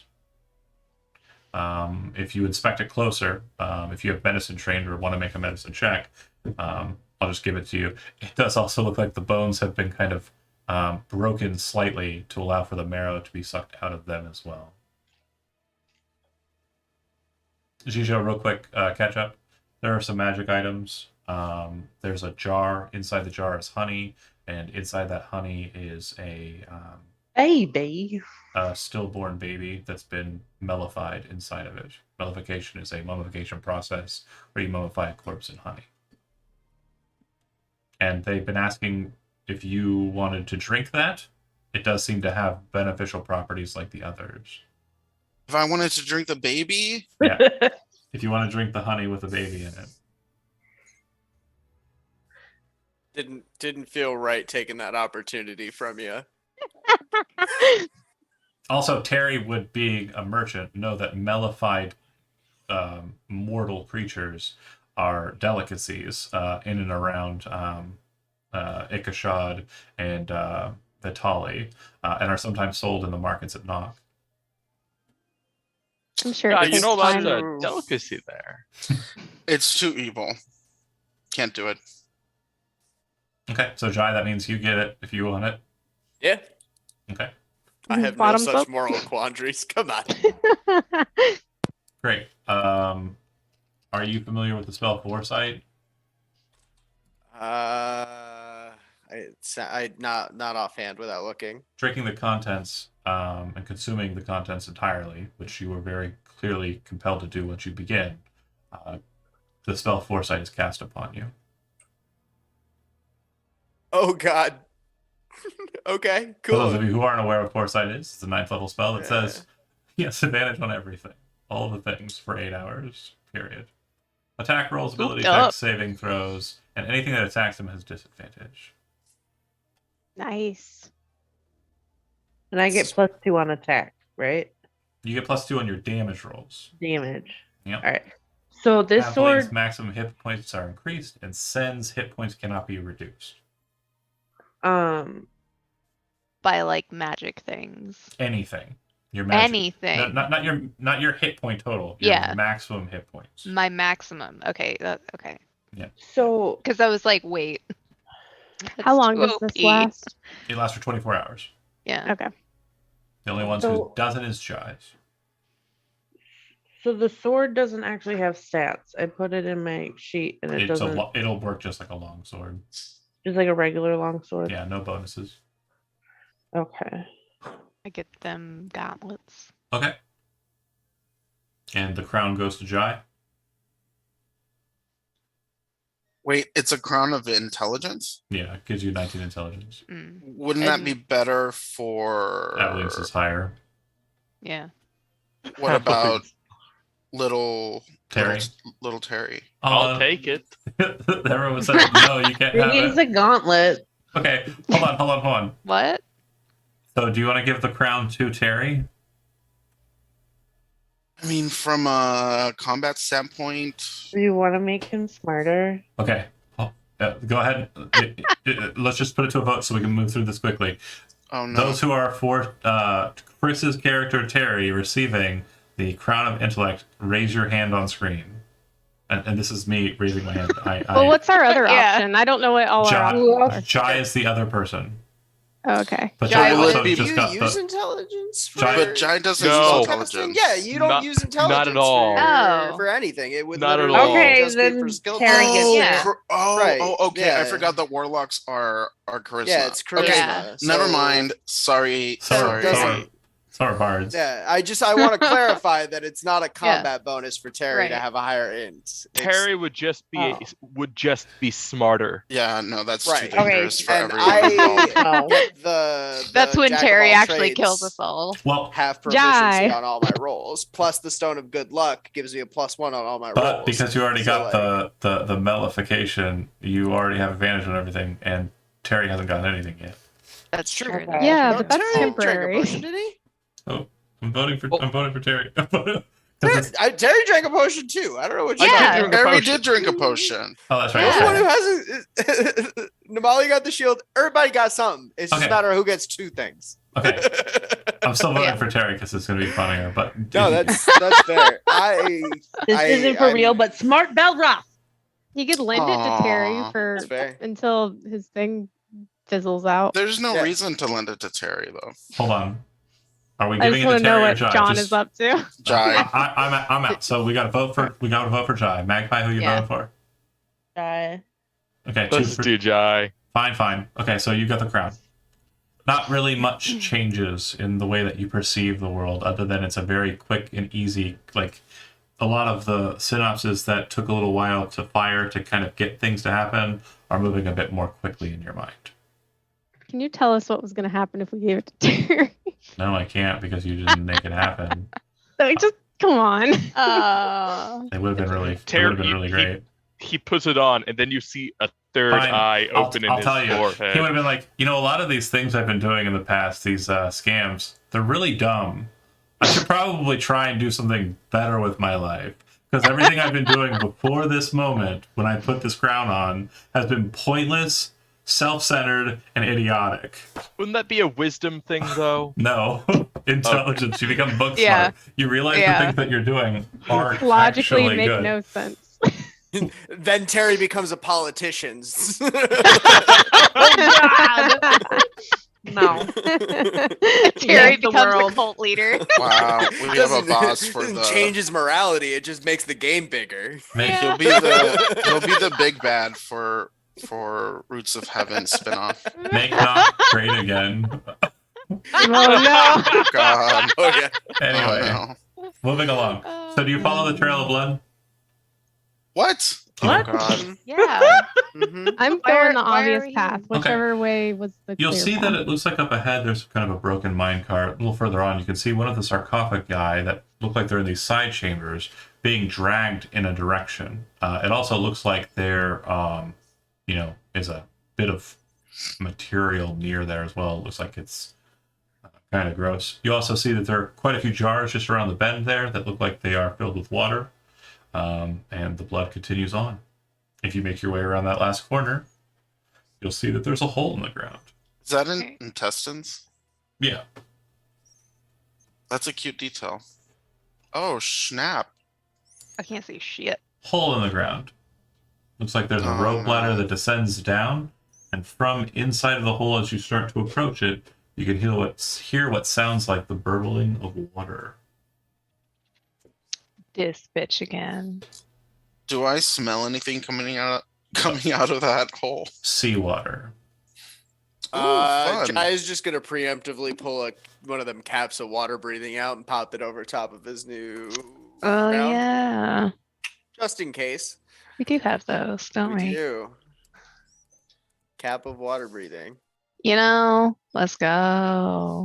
I Wait, don't Pass it off Does the to- blood trail keep going out this way? Yeah, it looks like it dropped right into the hole.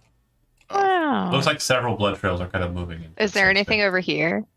If you check around, there's a bunch of these sarcophagi that are down here, and when you Uh-huh. inspect them inside, there's more fossilized people. Some are women, some are men. It definitely looks like they were kind of frozen in a state of horror and kind of locked in this space, Mm. like they were buried alive. Oh, that's great. Well, I don't want that to happen to me. So we gonna go down this hole? If you descend, No. those of you who Yeah. have caps of water breathing should be fine. As you realize, about 30 feet down, there is water, and you can see that floating on the top of the water, there's small bits of something. And as you kind of inspect it a little bit more closely, you realize that it's bits of awful That makes sense. people, awful. Yeah, that makes sense. Honey, that's just guts. Splash That's just- into the water and swim down. You start to see kind of lights up ahead, kind of down below and up ahead, and the passage kind of winds down, and then you can see that there are steps on the ground that seem to lead out into an open chamber. I will show you the visual here in just a moment. Bear with me here as I get the mood right.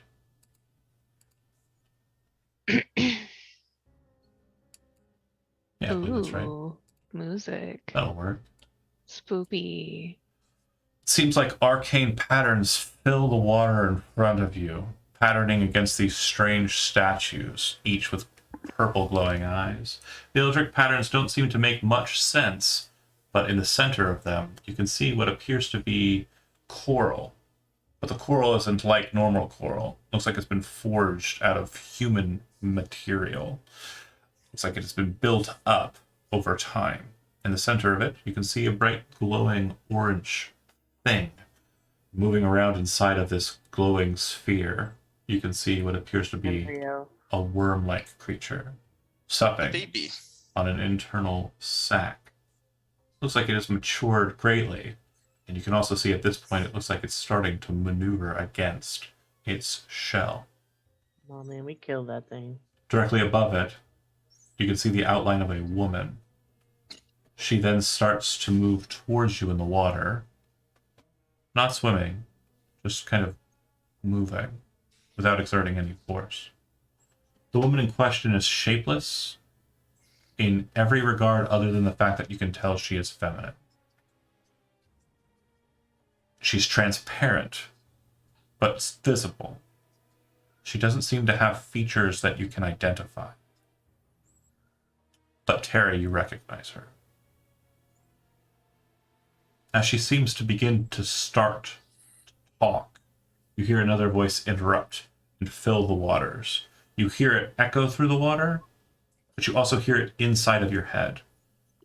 This voice is familiar to Namalia, the strange demon prince who was luring around with this creature in the dark between. Says to everyone, "You have but one chance. In time she will understand what has been granted her. And she will take my position. It is too late for me now. But perhaps one of you."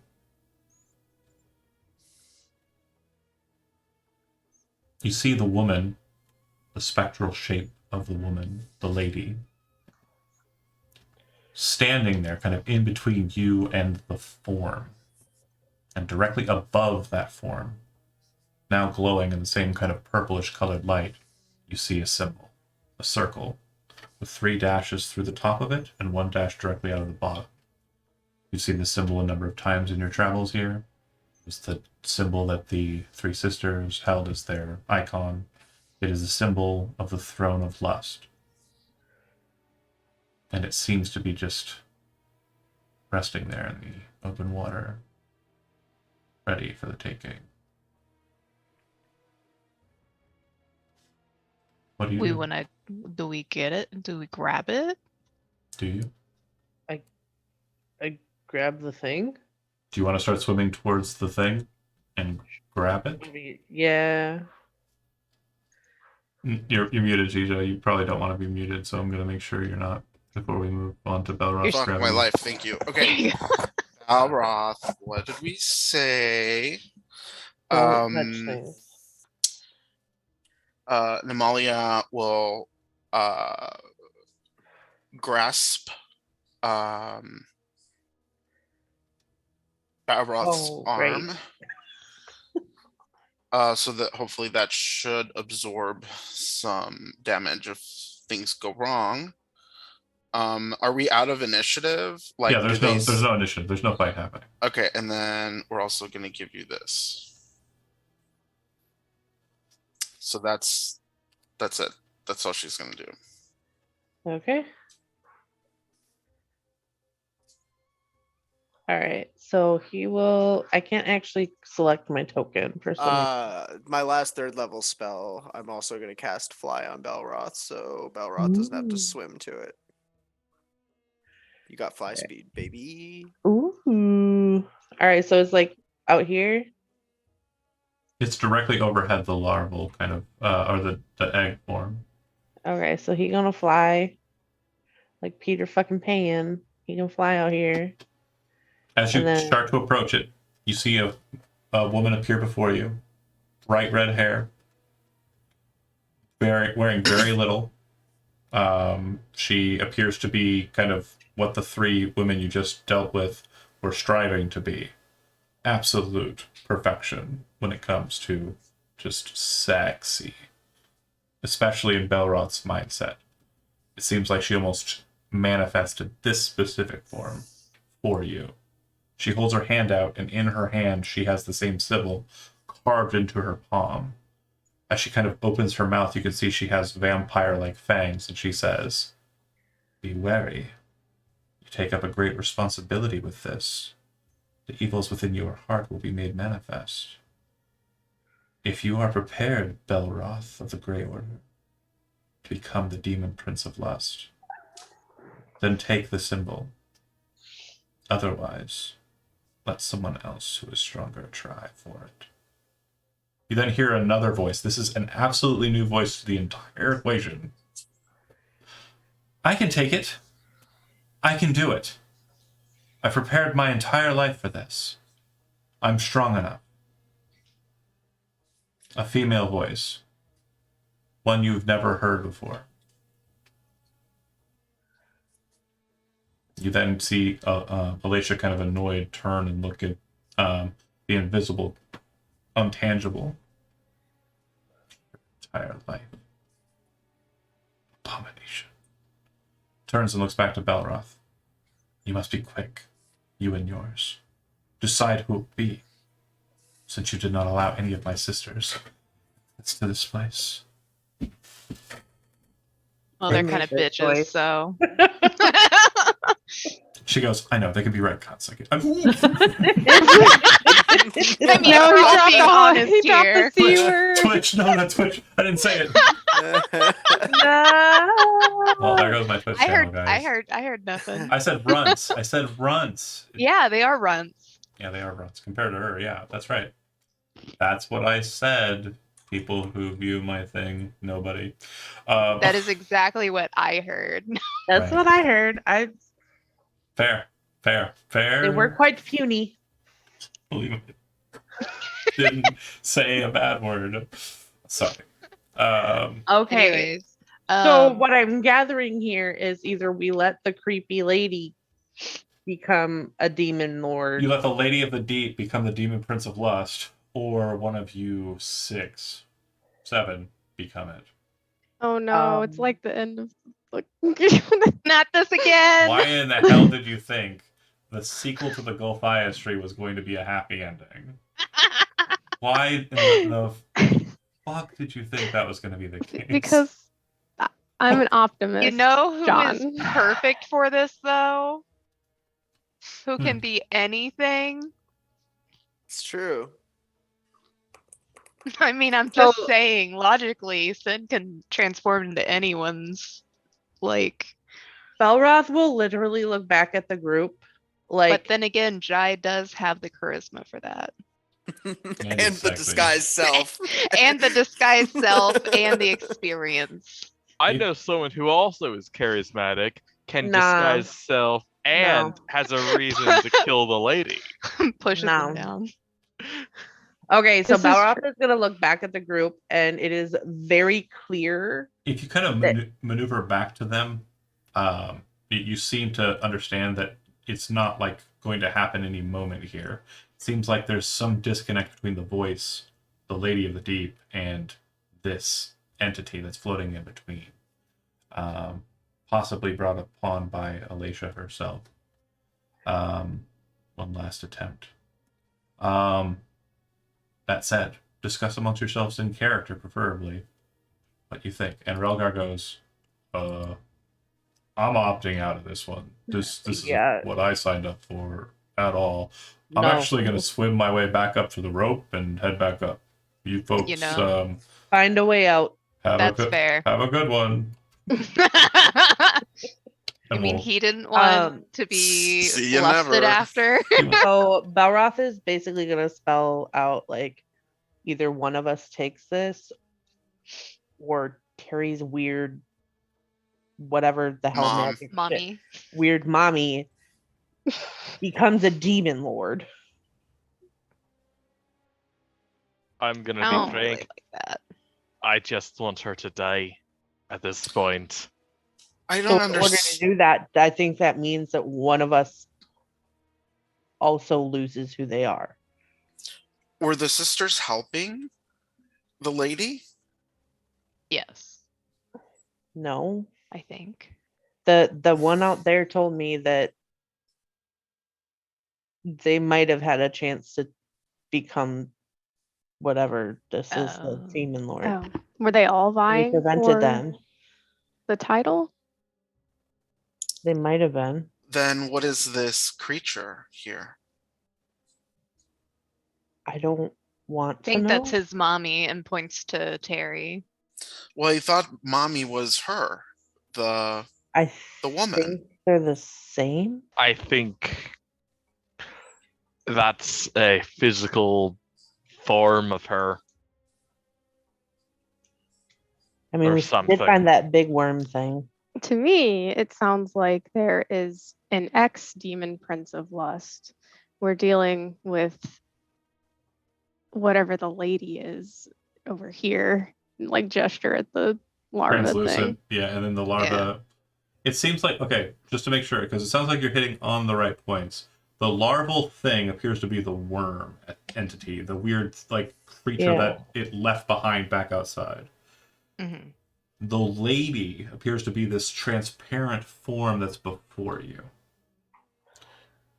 There's these very different extra voices that are kind of hitting. There's this stranger you're not aware of. You don't know who she is. And then there's Alicia, who Namalia has heard before when she crossed over with the druids into dreams, and they fucked with. Well, they showed you the path that the Lady of the Deep was going, Yes. and you thought Alicia was with her, but it seems to be the opposite now. It seems Alicia does not want the Lady of the Deep to take the position of Demon Prince of Lust for some Like- reason. No. Too That's- much. We're That's all in fair. consensus on that. Yeah. It's just a matter of I mean, would the lady be any worse than the current prince? There is no current prince. You hear a voice. It's Alicia's. I told you when I saw you in the in-between that my time was coming to pass, and you did not aid me when you had your chance. Namalia thinks this. She doesn't say it out loud, so I don't know if Alicia She will. heard. Okay, right now, if she will hear this, but she'll think like, that's quite a tone to be taking with someone that, has your life, your existence on the line. My existence is already what it is. I am outside of my seat. I swim So you- before you in my truest mortal state. I am the Lady of Crimson, fool. I am the master of vampirism, truly descendant of the greatest of these. I am the mother of the Mithril Reaver himself. I am a servant of the Grey Order, not this petty thing that your mercenary ally follows, but the truest of balance. I Hey, sat he's in doing my... his best. Is she saying this to Namalia, or is she out loud. echoing it to It's- everyone? Yeah, it's booming throughout. Like, they don't know why she seems so mad at Namalia, Okay. but they do see that it's very pointed Balroth at her. just like kind of like steps slightly in front of Namalia, just instinctively. So Yo. held the throne in that gate for a long time, making sure that the armies of that hell were not added against the Hierophants and the hierarchia of heaven. It was because of me that the war has been going as well as it has been in the Astral Sea. If you allowed that thing to reign in my stead, so what do you think will happen then, merfolk? She then looks over to Belrod. I don't think you'll have what it takes that way. More so do than you anyone think there is here. one of You'll- us that would more than the others? You'll all be troubled for it. I don't Can we doubt. dispose of the lady? Is this her? No, you cannot. You can kill this Alright. form of her, but as you are probably already well aware, or at least one of you is, she is beyond this plane of existence and the next. If she is sent to Aerith by death, she will simply dominate there and pull herself back into the bar planes until she's at her full power. Are we able to tell anything about the other voice? She's only spoken once. She sounded very confident and very kind of like annoyed that she wasn't being listened to. What happens to whoever takes on this mantle of the demon lord or whatever? You go and you reign in my, Demon Prince. in my stead, she says to Namalia pointedly, and then kind of turns back to Terry. And hopefully you can do a decent job of it. Many will come for you, but you will have powers beyond what you exist with now. You will be raised to the ranks of high demon. And you will be given a court. My court consisted of a number of Baelors. Yours, however you wish it to be.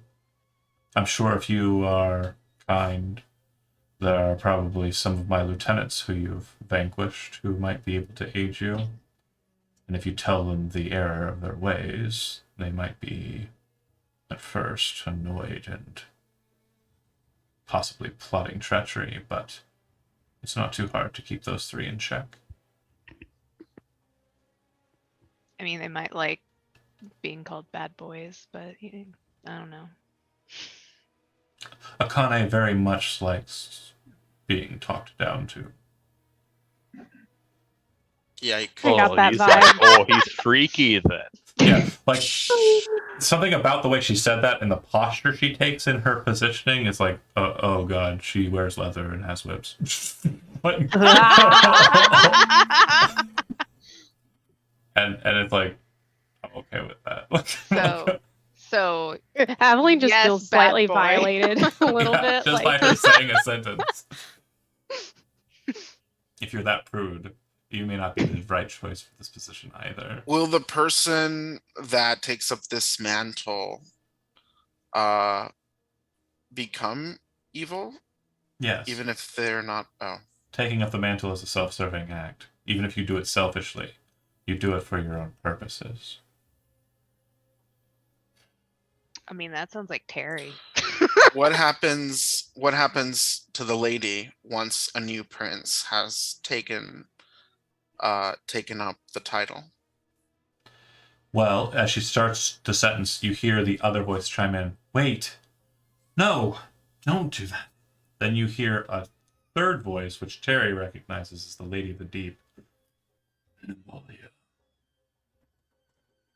you have come to seek me out. Your mother and your father reside here. And you hear this twisting, like, horrible contortion in the corals, and you see faces protrude out of the meat corals. And Malia, you recognize them both as your parents. Nemalia's knees buckle, Nope. and she kind of slumps down. Little Mermaid, like if you're familiar with like the creepy kind of like withering guys, their Yeah. hands seem to be nothing more than kind of kelp kind of coming out, but it looks like you can see them kind of tangibly kind of reaching out for you.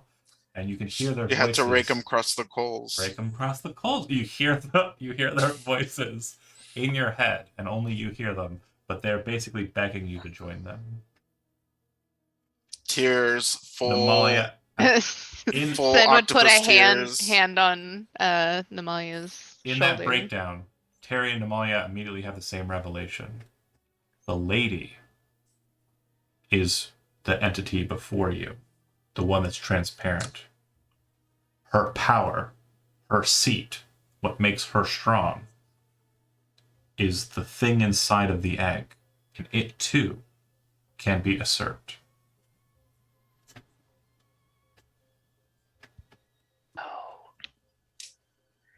So Nemalia is now the Lady of the Deep. No, Nemalia and Terry realize that if you want to kill the lady, you just have to take whatever that thing is. Gotta kill the fetus. It's not I mean, it's pretty well grown. It's just still bound in its egg for some reason. Yeah, but saying, it has couldn't we like have this just little stabbed like it? fetal sac thing that it's feeding off of. It's Just still a cut it fetus, off. technically. Guess that's fair. It's just a baby. He's a baby. Dead baby. I think our first concern before this prince bullshit is to kill this thing. It doesn't die, you hear Alicia say from the angle she's at annoyedly. You don't understand. It has resided in hers for generations. I mean, a Literally. gem can reside in a mountain for multiple generations, and then you take it out of the mountain and then you carve it into a jewel. An interesting point that has nothing to do with this entity, she says annoyedly. I do like the idea of creating like deceptions based on your knowledge base, though. It could prove formidable in the 13 gates of Ashtar, but I don't know about all that. I wouldn't Could lean on whoever becomes the demon prince, could they kill the lady? it. No. You're Okay, wait. Let me. Namalia Does would it come like. with a financial aspect? Because I What are have, the benefits? I need Yeah. I need the full package. do Actually. I have like a Namalia- 401k? Like, Namalia would break out of her breakdown. Finn would help her So up if she's standing. Namalia will accept the help and she'll stand. Someone has to take the lady's mantle just as well. Is that what you're? Alicia says, no, I don't care. If she's left to her state and she's reborn, she'll just go about her business. She'll be forced to return back to the far plane.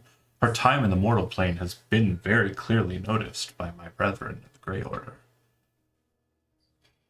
She won't be allowed to continue to roam about. The only reason she was able to elude them this long is because of her time in the in-between, where you and I met.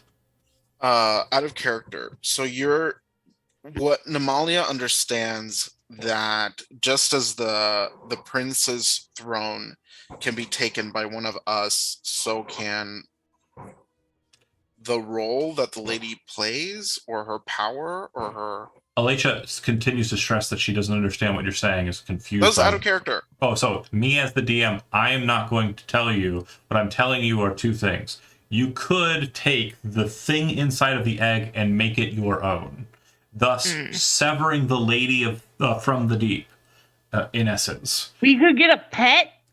No, you could become the thing.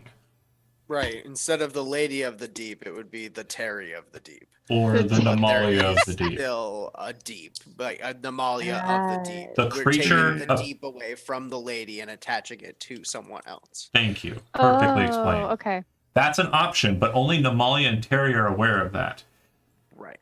What you are aware is the Demon Prince of Lust is telling you, if you grab a hold of her sigil there, you will immediately be taking her throne, which has been taken from her by her own kin and has been left here to be taken by the Lady of the Deep.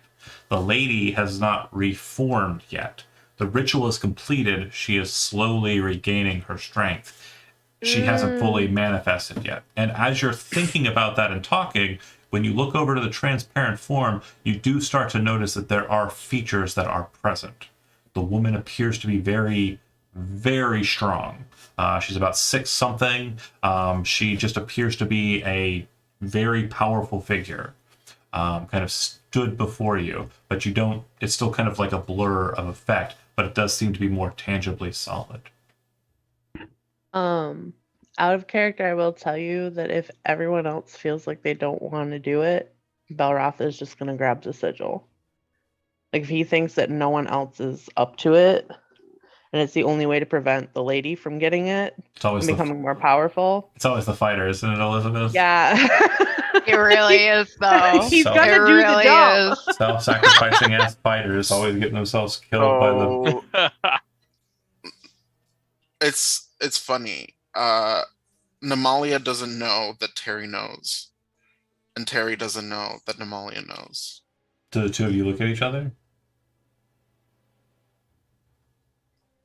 Terry, are you hiding the fact that you've come to this conclusion on your face? Or No. he's No, basically like Ter- scheming and plotting, and you can see him kind of like thinking internally, right? Yeah, Terry isn't hiding his thoughts right now. Namalia is very observant, and And Namalia has no ability to deceive anyway. right. And so, Terry, you'd also kind of see Namalia looking at you. The two of you look at each other and lock eyes. And again, since the very beginning, knowing without knowing, the two of you realize that you both know what you know. And now you know. And knowing's half the battle. Mike's super short show. It has to be one of us. Someone got it. I think she'll say to Terry. I think you're right. Belroth is just like, wait, you want to be demons? Not demons. Something even worse. I don't. There's. What? He'll just like Maybe, stare at Namalia, like, explain. maybe we can do it together. Now, wouldn't that be poetic? The frenemies of the deep. We can try. Terry's gonna start slowly walking towards this thing, and Roll20 has crashed on me, so I'm trying to reload. Ha!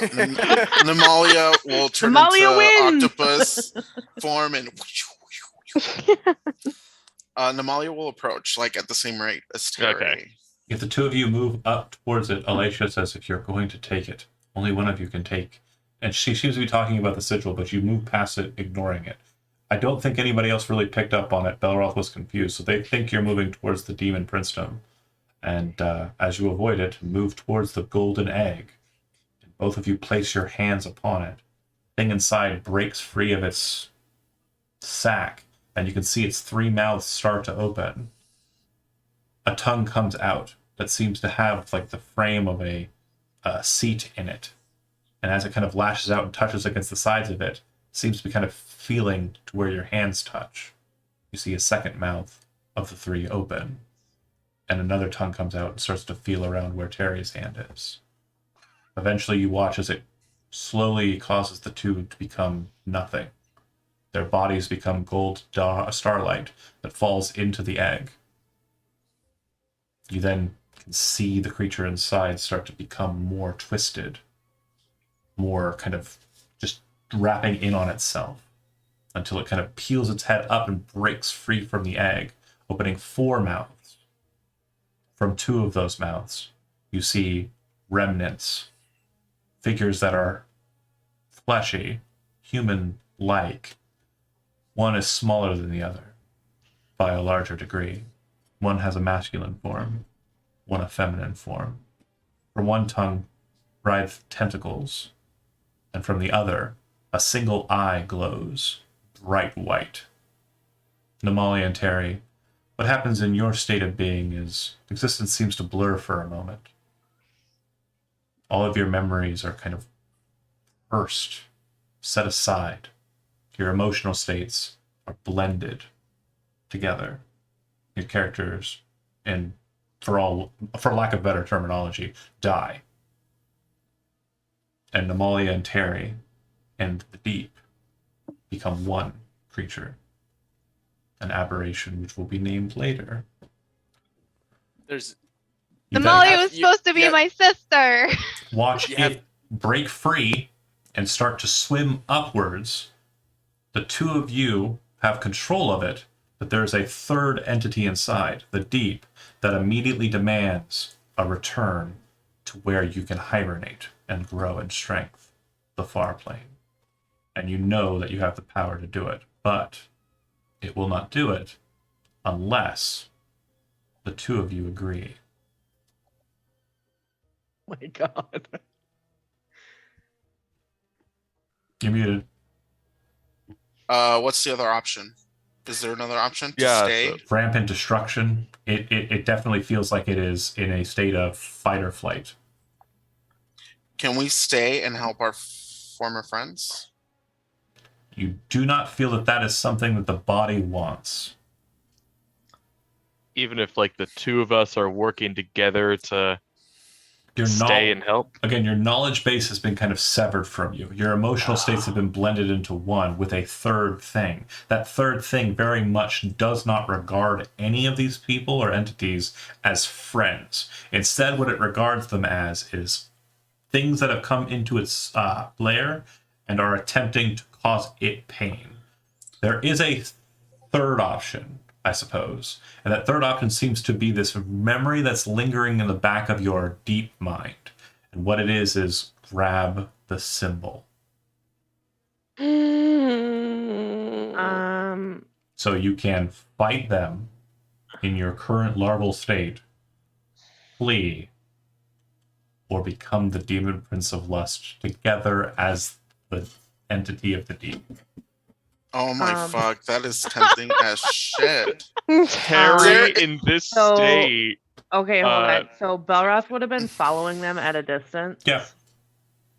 So I will say, if he sees them start to go for that, he's gonna go for it. Okay. Uh, And Sen, I believe, had mentioned that they were interested, so I'm assuming they pulled in closer to the marker. Is that right?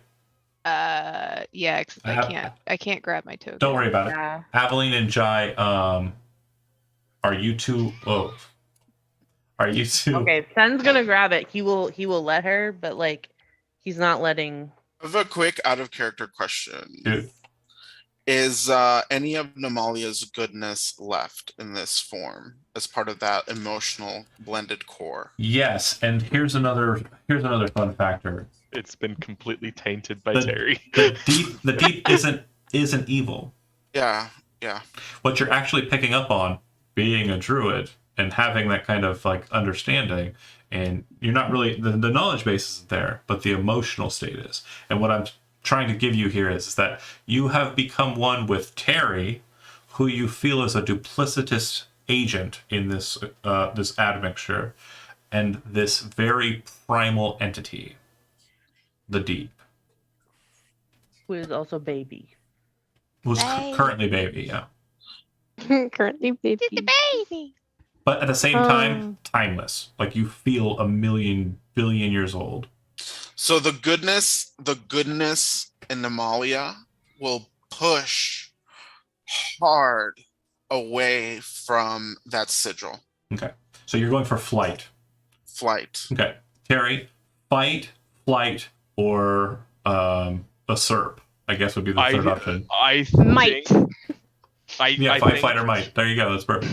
I think Terry is gonna go for the might option. Okay. This causes a breakdown in the 3 because there are 2 in agreement and 1 that is kind of locking in and bounce. The thing seems to do nothing. It just kind of floats there in space. You see Alicia kind of annoyed, looking to you all. so Belroth is watching that entity to see what that entity does. Yeah. Is my understanding. Yes. Sen has made like one step towards the sigil. Has Aveline made any indication that they are interested in the sigil? Oh, not at all. But Okay, great. she's just That's like I'm sure I could pick up the body language from you that like you have no interest in this. As Sen takes that first step forward, Jai is gonna put a hand on their shoulder and turn them to Jai and very quietly, just to Sen, say, "You still have your father. My family's taken care of. I can do this." You know, that's fair. I also got a brother to take care of, so My family, my parents are well cared for. I've got more brothers and sisters than I'm willing to list right now. Let me do this. I felt that shit, dude. yeah.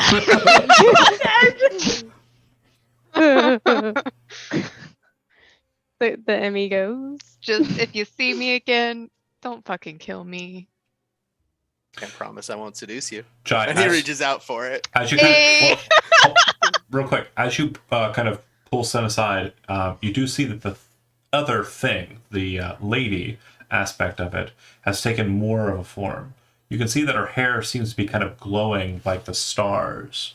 It's almost like the stars themselves kind of like filled her hair with this light. Her form seems to be kind of resonating with this power. Like there are more entities kind of with her, like all of the dead that have kind of been presented or preserved here. And she seems to have kind of this strength about her that is very much a primal thing, but at the same time, very much a physical thing. And she looks to you and says, "Perhaps my time is over.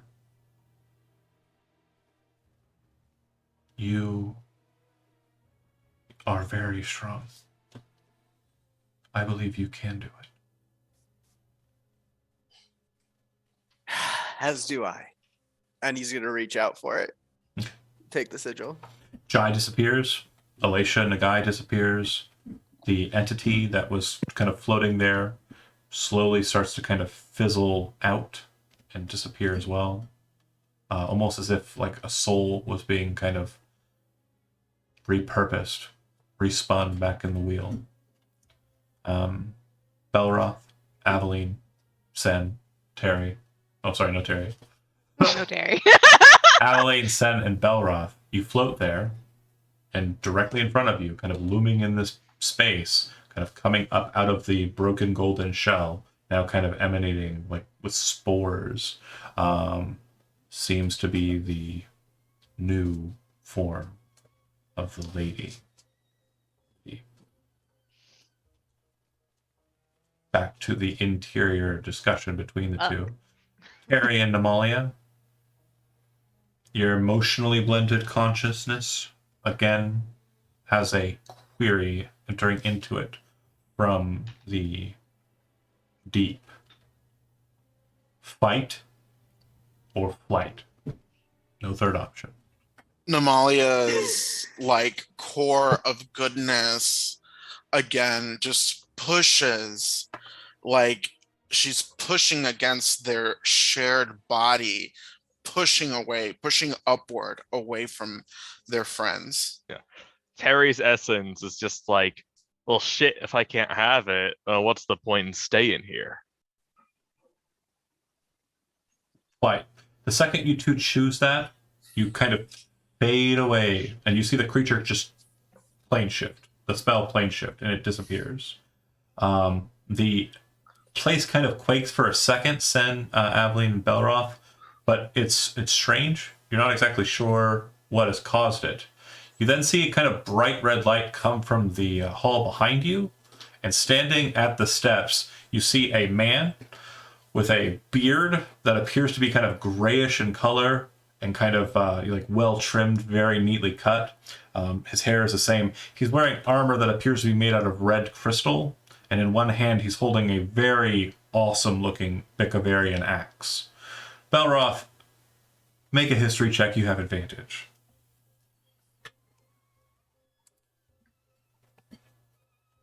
Around his wrist, you see a gray band that is a symbol very similar to yours, although much more ornate, much more articulately designed. You also recognize this man as a member of the Grey Order. He is Shade Thathos, the Undying Soldier, usually sent first by the Grey Order to deal with causes outside of what is allowable in the material plane. He says, "So it retreated, did it? Just in time. Glad I didn't have to deal with that." Looks to you three. Do you need help getting out of here? Yeah. Okay, I would very much like to leave. fair enough. I want to go home. Walks up, Balroth wanna is just hug like my dad. soaking wet and just like looks like a kicked puppy right now. walks over to you a lot, and then after like Jai and Amalia. a strange flash, Oh, Aveline, which you Bar. recognize as very potent psychic capabilities, not magic. Seems he's doing this purely out of the manifestation of his battle mind. Teleports you four, him and you three, back out to the exterior of the temple. And he stands there with you in the rain. You recall it was raining. Let's go ahead and knock off the people who are no longer with us here. Goodbye, soldiers. Deletes us from the Discord server. It's like real D&D. If your character dies, then you actually have to like jump out of a You get window or booted. something. Yeah, you die in real life. It's Stephanie, just we like- live another day. Like fucking Squid Games for D&D. It's I don't what know, my mom Sin- always warned me about. He stands Sin there. has had so many. Yeah. He stands there in the rain with you for a moment and he says, "I really should be getting back, but well done. Averting an issue that would have probably caused great problems. Can you tell me exactly what happened?" Yeah. Goes over it. I can objectively tell you what happened. Does the group Objectively. tell Shade Thathos, a member of the actual Grey Order, not the mercenary company that calls itself the Grey Order, Grey with a E instead of an A, do you tell him, Belroth, everything that just transpired? Again, this is I know you as a player don't know who this guy is, but I'm pretty sure if you're a patron, Yeah. you know who this guy is. This is the one that Tim played. Yeah. Or if you watch the Patreon Right. stream, there's a VOD on YouTube. There's two of This them mind that of have mine. had this schmuck in him. He's been in Saga. He's kind of a big deal. Shade Athos, the Undying Soldier. He's like the first. He's the first guy they send. But if you tell him, if you all tell him, if you three agree to tell him, then I'll just say you told him instead of you actually telling me. I'm okay Belroth with will telling look. him. Yeah. Okay, then Belroth will tell him. He'll be like sit rep, like very cut dry. This is what happened during battle type of thing. An interesting tale, to be sure. I'll make sure that the report is held true. Looks to Belroth. And I'll keep an eye on you for some time. Keep displaying your heroics. I don't think it's been... Well, it's been quite some time since a member of your company has actually moved to the Bastion, but maybe it's due time. To you too. Sends over in the corner. I bid you adieu. He reaches down to the gray banner on his, like the cufflink he has on his arm, rips it, and the second he does, he just is ripped out of existence. Bye. Belroth like collapses at this point. Like In the rain. yeah, he's like just sitting on the ground at this point, just like he's done. Mud angel time. You would see not too far from where you're at, like in the ground. This is a distance away from where the dragon was killed, but you can see there's a crater in the ground for some reason. Not too dissimilar from when Aveline first joined the group, when Copper slammed into the ground from a great distance. Belroth having that history check, you would know that Shade is typically launched from the Bastion of Tabernay and slams into the material plane and then goes and does the business of the Grey Order. He falls like a red comet and then goes and handles the business. The red comet. Sounds cool. But yeah, as Belroth, Sten, and Aveline, this is kind of like an epilogue situation that we're going to fall into here. Just going to change the music to maybe something a little bit more peppy so the mood changes. Over here on the verge of tears. Yeah. I feel like a funeral dirge is more appropriate. He literally just Sin's lost his also two on- favorite people to like extra planar beings. And one of them And has to live Harry with as well. Harry Over? forever. Yeah, this is like worse than the end of Gulfia's tree. Yeah. I like everyone. No, they're not even dead. Oh, we might have to end up fighting No. them in the future. So Hero's not dead either. He's been mentioned in a number of different games. He's still Yeah, but evil. Aveline didn't like him. That's fine. Well, then you could eventually go and kill him. But- But the thing is that like, I don't think Sin knows that Hero's alive. Oh no. I mean, I know that he's alive. Yeah, he was in the Saga game. Well, was mentioned in the Saga game. Yeah, but he hasn't been mentioned in this one. I was actually surprised nobody brought up the idea of, Aveline could be the Demon Prince of Lust, because there's another Aveline. We could just No. swap It's it. not. only It's one. just not her vibe, though. No, swap It's it. just not her vibe. Put the evil Oh. one in the Demon Prince and make the good one good. But we didn't have time for Oh, that. for sure. There's definitely a lot of things that were missed. But that said, in the epilogue portion, Aveline, what is the goal for Aveline? And then I'll move to Sen, and then I'll move to Belroth, and then we'll discuss the aftermath for the entity and also the new Demon Prince of Lust. Which, She's basically, her goal is to find something to do with her life and also kind of find out more about her past, not the construct past, but her past. okay. So working towards an idea of where we might go in a third entry into the what we'll call the Gulfias Tree trilogy. I would assume that Aveline would continue work with the houses she's associated with in Nock, namely, is it Calibor. Calibor? Calibor. And she would repair, rebuild Copper, bring him back to a semblance of his former strength, and basically focus very much on the material things that she can acquire with their assistance. She would also attempt to, although not being very savvy with it, trying to garner more information on Gulthias and what he's actually doing.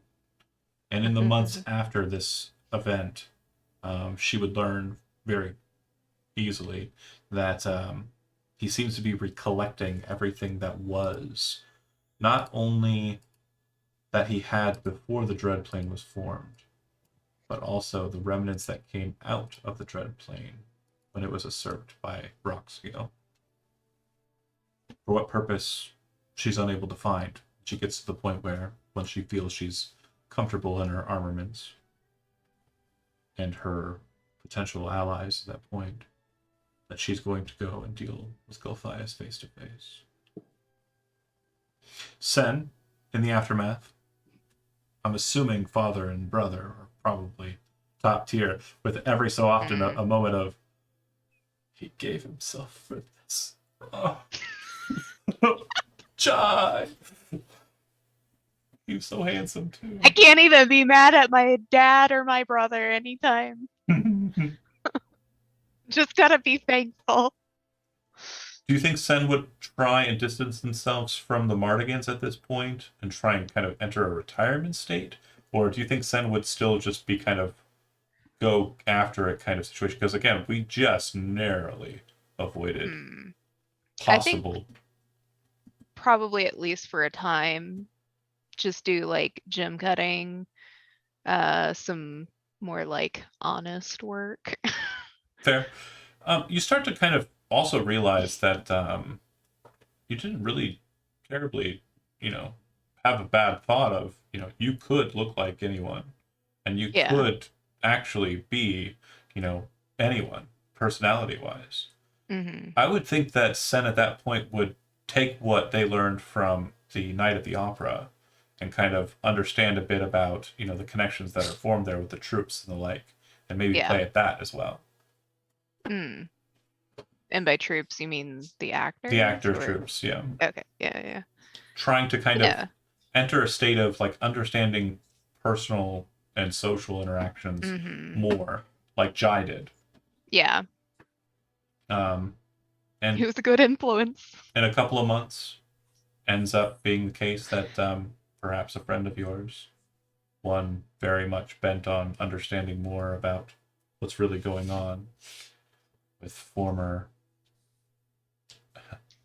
grievances, former masters, might come to you and ask you some questions as to your willingness to deal with those problems.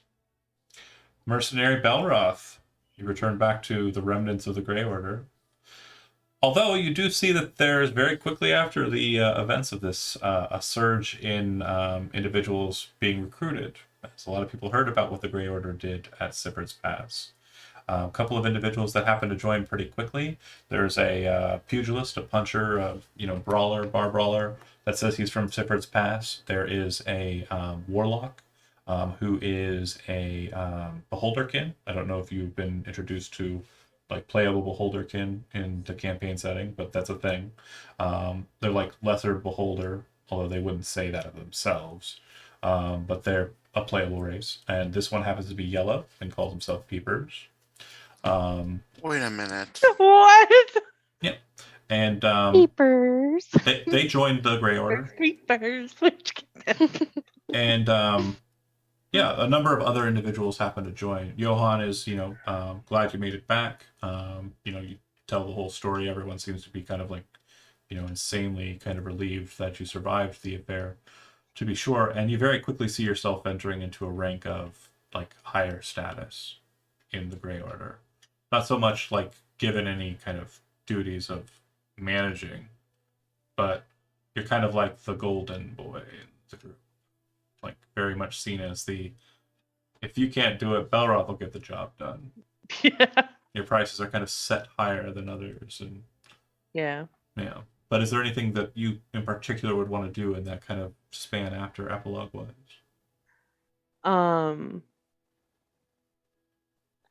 I feel like he'd want to expand his knowledge a bit, like fill some of those gaps where like Namalia or Jai or Terry would step in and be like, "Oh, we know these things." So like I feel like he would try and do some book learning Sure. as far as like I was more arcane and weird shit. I would say that your studies very quickly become tedious. Belroth is not one for books. I'm not saying that he gives up. I'm just saying that he says to himself, it's just like training with the blade. You've got to reinvent yourself. You have to Yeah. understand what you're doing and want to do it. So he goes and he finds Jai's auto carriage. He's got the keys. And he drives it as he remembers that Jai went up into the mountains to go and speak to someone when he had a bit of downtime. He doesn't know who. Belroth is going to go and ask. And eventually he finds an Oread up in the mountains, who very kindly takes to Belroth and explains every single detail about the one known as Jai, after Belroth tells this Oread what Belroth knows of that fawn. I'm gonna cry. In about Okay. 3 months' time, a certain someone who's currently building a bit of a desire to go and smash down or go and speak to a vampire lord might be calling upon mercenary assistance. All right. Good with you three? Yeah. Jai. We'll deal with you last. Namalia and Terry. Namalia and Terry. It's fair. It's very much going to be a push and pull situation. No one is in charge here. You very quickly realize that you're the same, but you're two of the same mind. And you realize, too, that this is not exactly ideal. A number of times during your resting cycle, it comes to a point where Terry and Namalia split.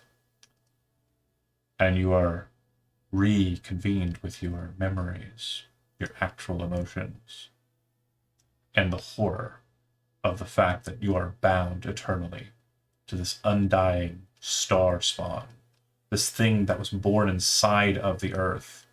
At its very inception, you see all of those who have ridden in your same spot. The woman that was there before you seems to have been its longest rider, having ridden in this thing, this deep, since ancient antediluvian times. And so you say to yourselves, as you are given the semblance of understanding, that you can sever yourself from it.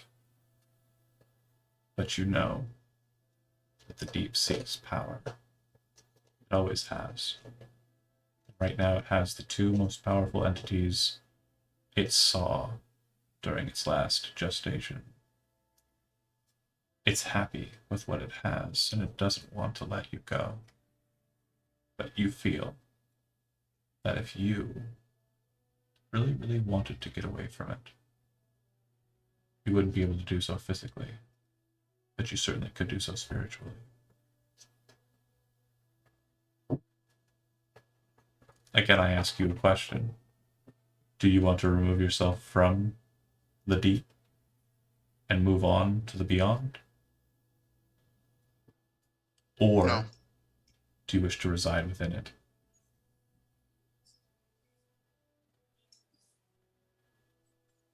I think in those moments of lucidity that Terry gets,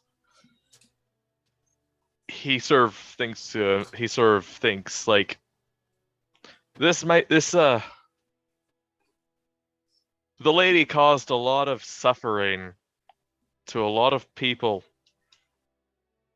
and though this might be the best outcome for me, if it's bound to two other minds that can't really agree on anything, then maybe there's a chance that it'll just be trapped with doing nothing. You would look So- over to the other tongue, Amalia, and you would see the thing that is currently Terry, the flesh-like form that is the end of this other tongue, speaking in a familiar voice. You look at it, and as it twists its head to look at you, you see, instead of having two eyes, just one massive pearl-like eye in the center of its face. You'd also notice that the mouth of it doesn't seem to be the mouth that's opening to talk. It's the eyelids of the eye that move when it speaks.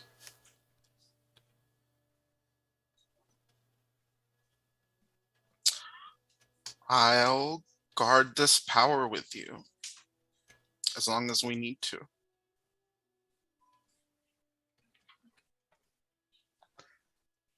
I think that's a good idea.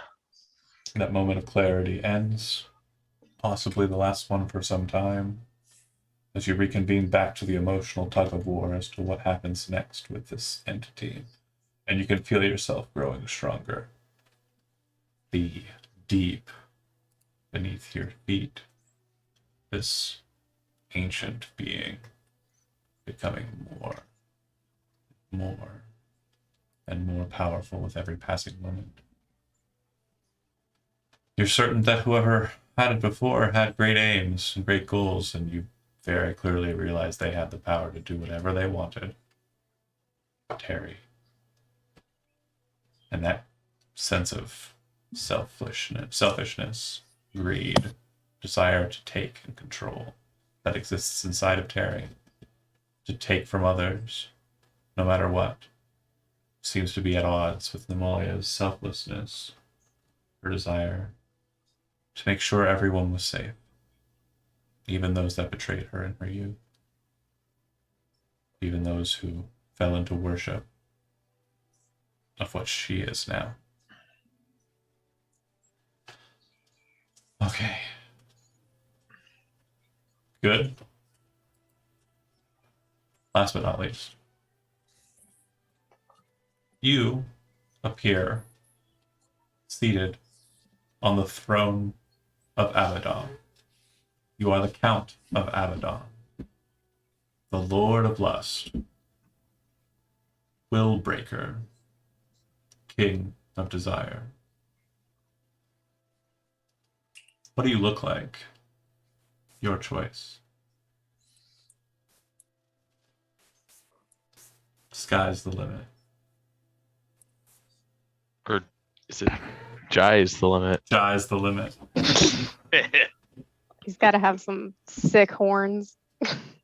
Yeah, so I imagine Jai has grown significantly in size to like closer to 7 feet and is like the sculpture picturesque, like very beautiful body. The facial features have gained a bit more, I want to say, androgyny. Like there's some of the, like, the cheekbones are a little softer, eyes are a little softer. There's less like hair all around, so he looks less like bestial and more humanoid, if that makes sense. But the horns have become more ornate to match the whole perspective of his body, and the colorfulness of like the what used to be red hair, as you can see, has now become like an iridescent, sort of like pearlescent rainbow that also matches his like flowing, like sort of iridescent gown. That it's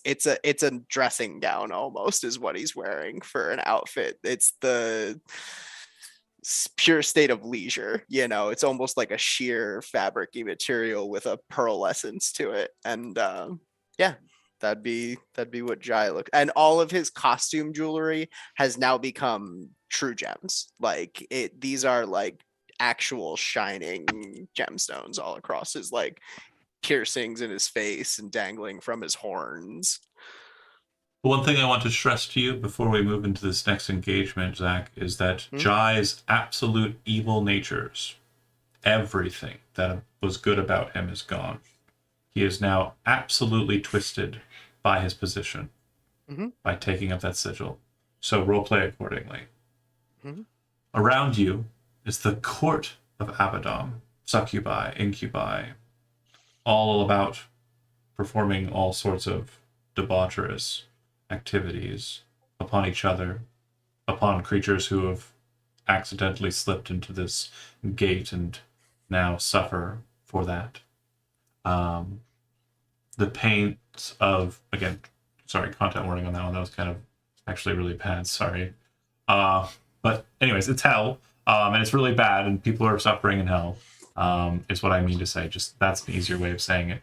And as that's going on around you, into the court walks a woman that is familiar to you. She was there at that last moment when you took it. She was the one who asked you to do so. Her hair is bright red. She seems to bear fangs. You can sense her undead presence. There's no vitality here, but there's definitely a lingering sense of what you now possess. And she stepped out before you and says, "You seem to have done well for yourself." I'm not going to complain. As she kind of moves her hands from behind her and crosses her arms, you can see that over her wrist is a gray band, which with your now present knowledge as a demon prince, you understand what that means. And she says, "As I held your position, I had a determined goal. And I hope that you will try and strive to do the same. When Grumnar comes and asks you for your armies, or perhaps Duran, if he's back in his gate, come to speak to you regarding the forces of Abaddon, I would hope that you would stress that you are far too busy with your own personal affairs to deal with them." I have so many new people to meet here. How could I possibly be entwined in their dealings? Look at this wonderful, vast enjoyment in front of me. It'll be hard to pull me away from that. I do have some matters back at the Bastion, but when I find a bit of free time, I would hope that I am invited to come and visit. Oh, my love, you are welcome here whenever you'd like to stay. My accommodations only. And as you kind of like greet her respectively like that, you do hear some like soft moans of pleasure and like some like exasperated signs of joy coming from the crowd around you. With that, she turns and she walks out of the court, leaving Jai, Demon Prince of Lust, sitting upon the throne of Abaddon. And that is where we'll end for the for Roots of Heaven. That's it. That's all of it. Thank you for watching, those that did. And we're going to be playing Cyberpunk Red in this time slot moving forward. Whether it'll be ready for next Tuesday or not, I'm not 100% sure, but hopefully yes. That said, after Cyberpunk Red's Dark Skies story has run to its conclusion, I'm hoping by that time I will have everything ready for what will be the third part and final part of what we're calling the Gulthias trilogy tentatively at current. Thanks for watching those that did, and we'll see you next Tuesday.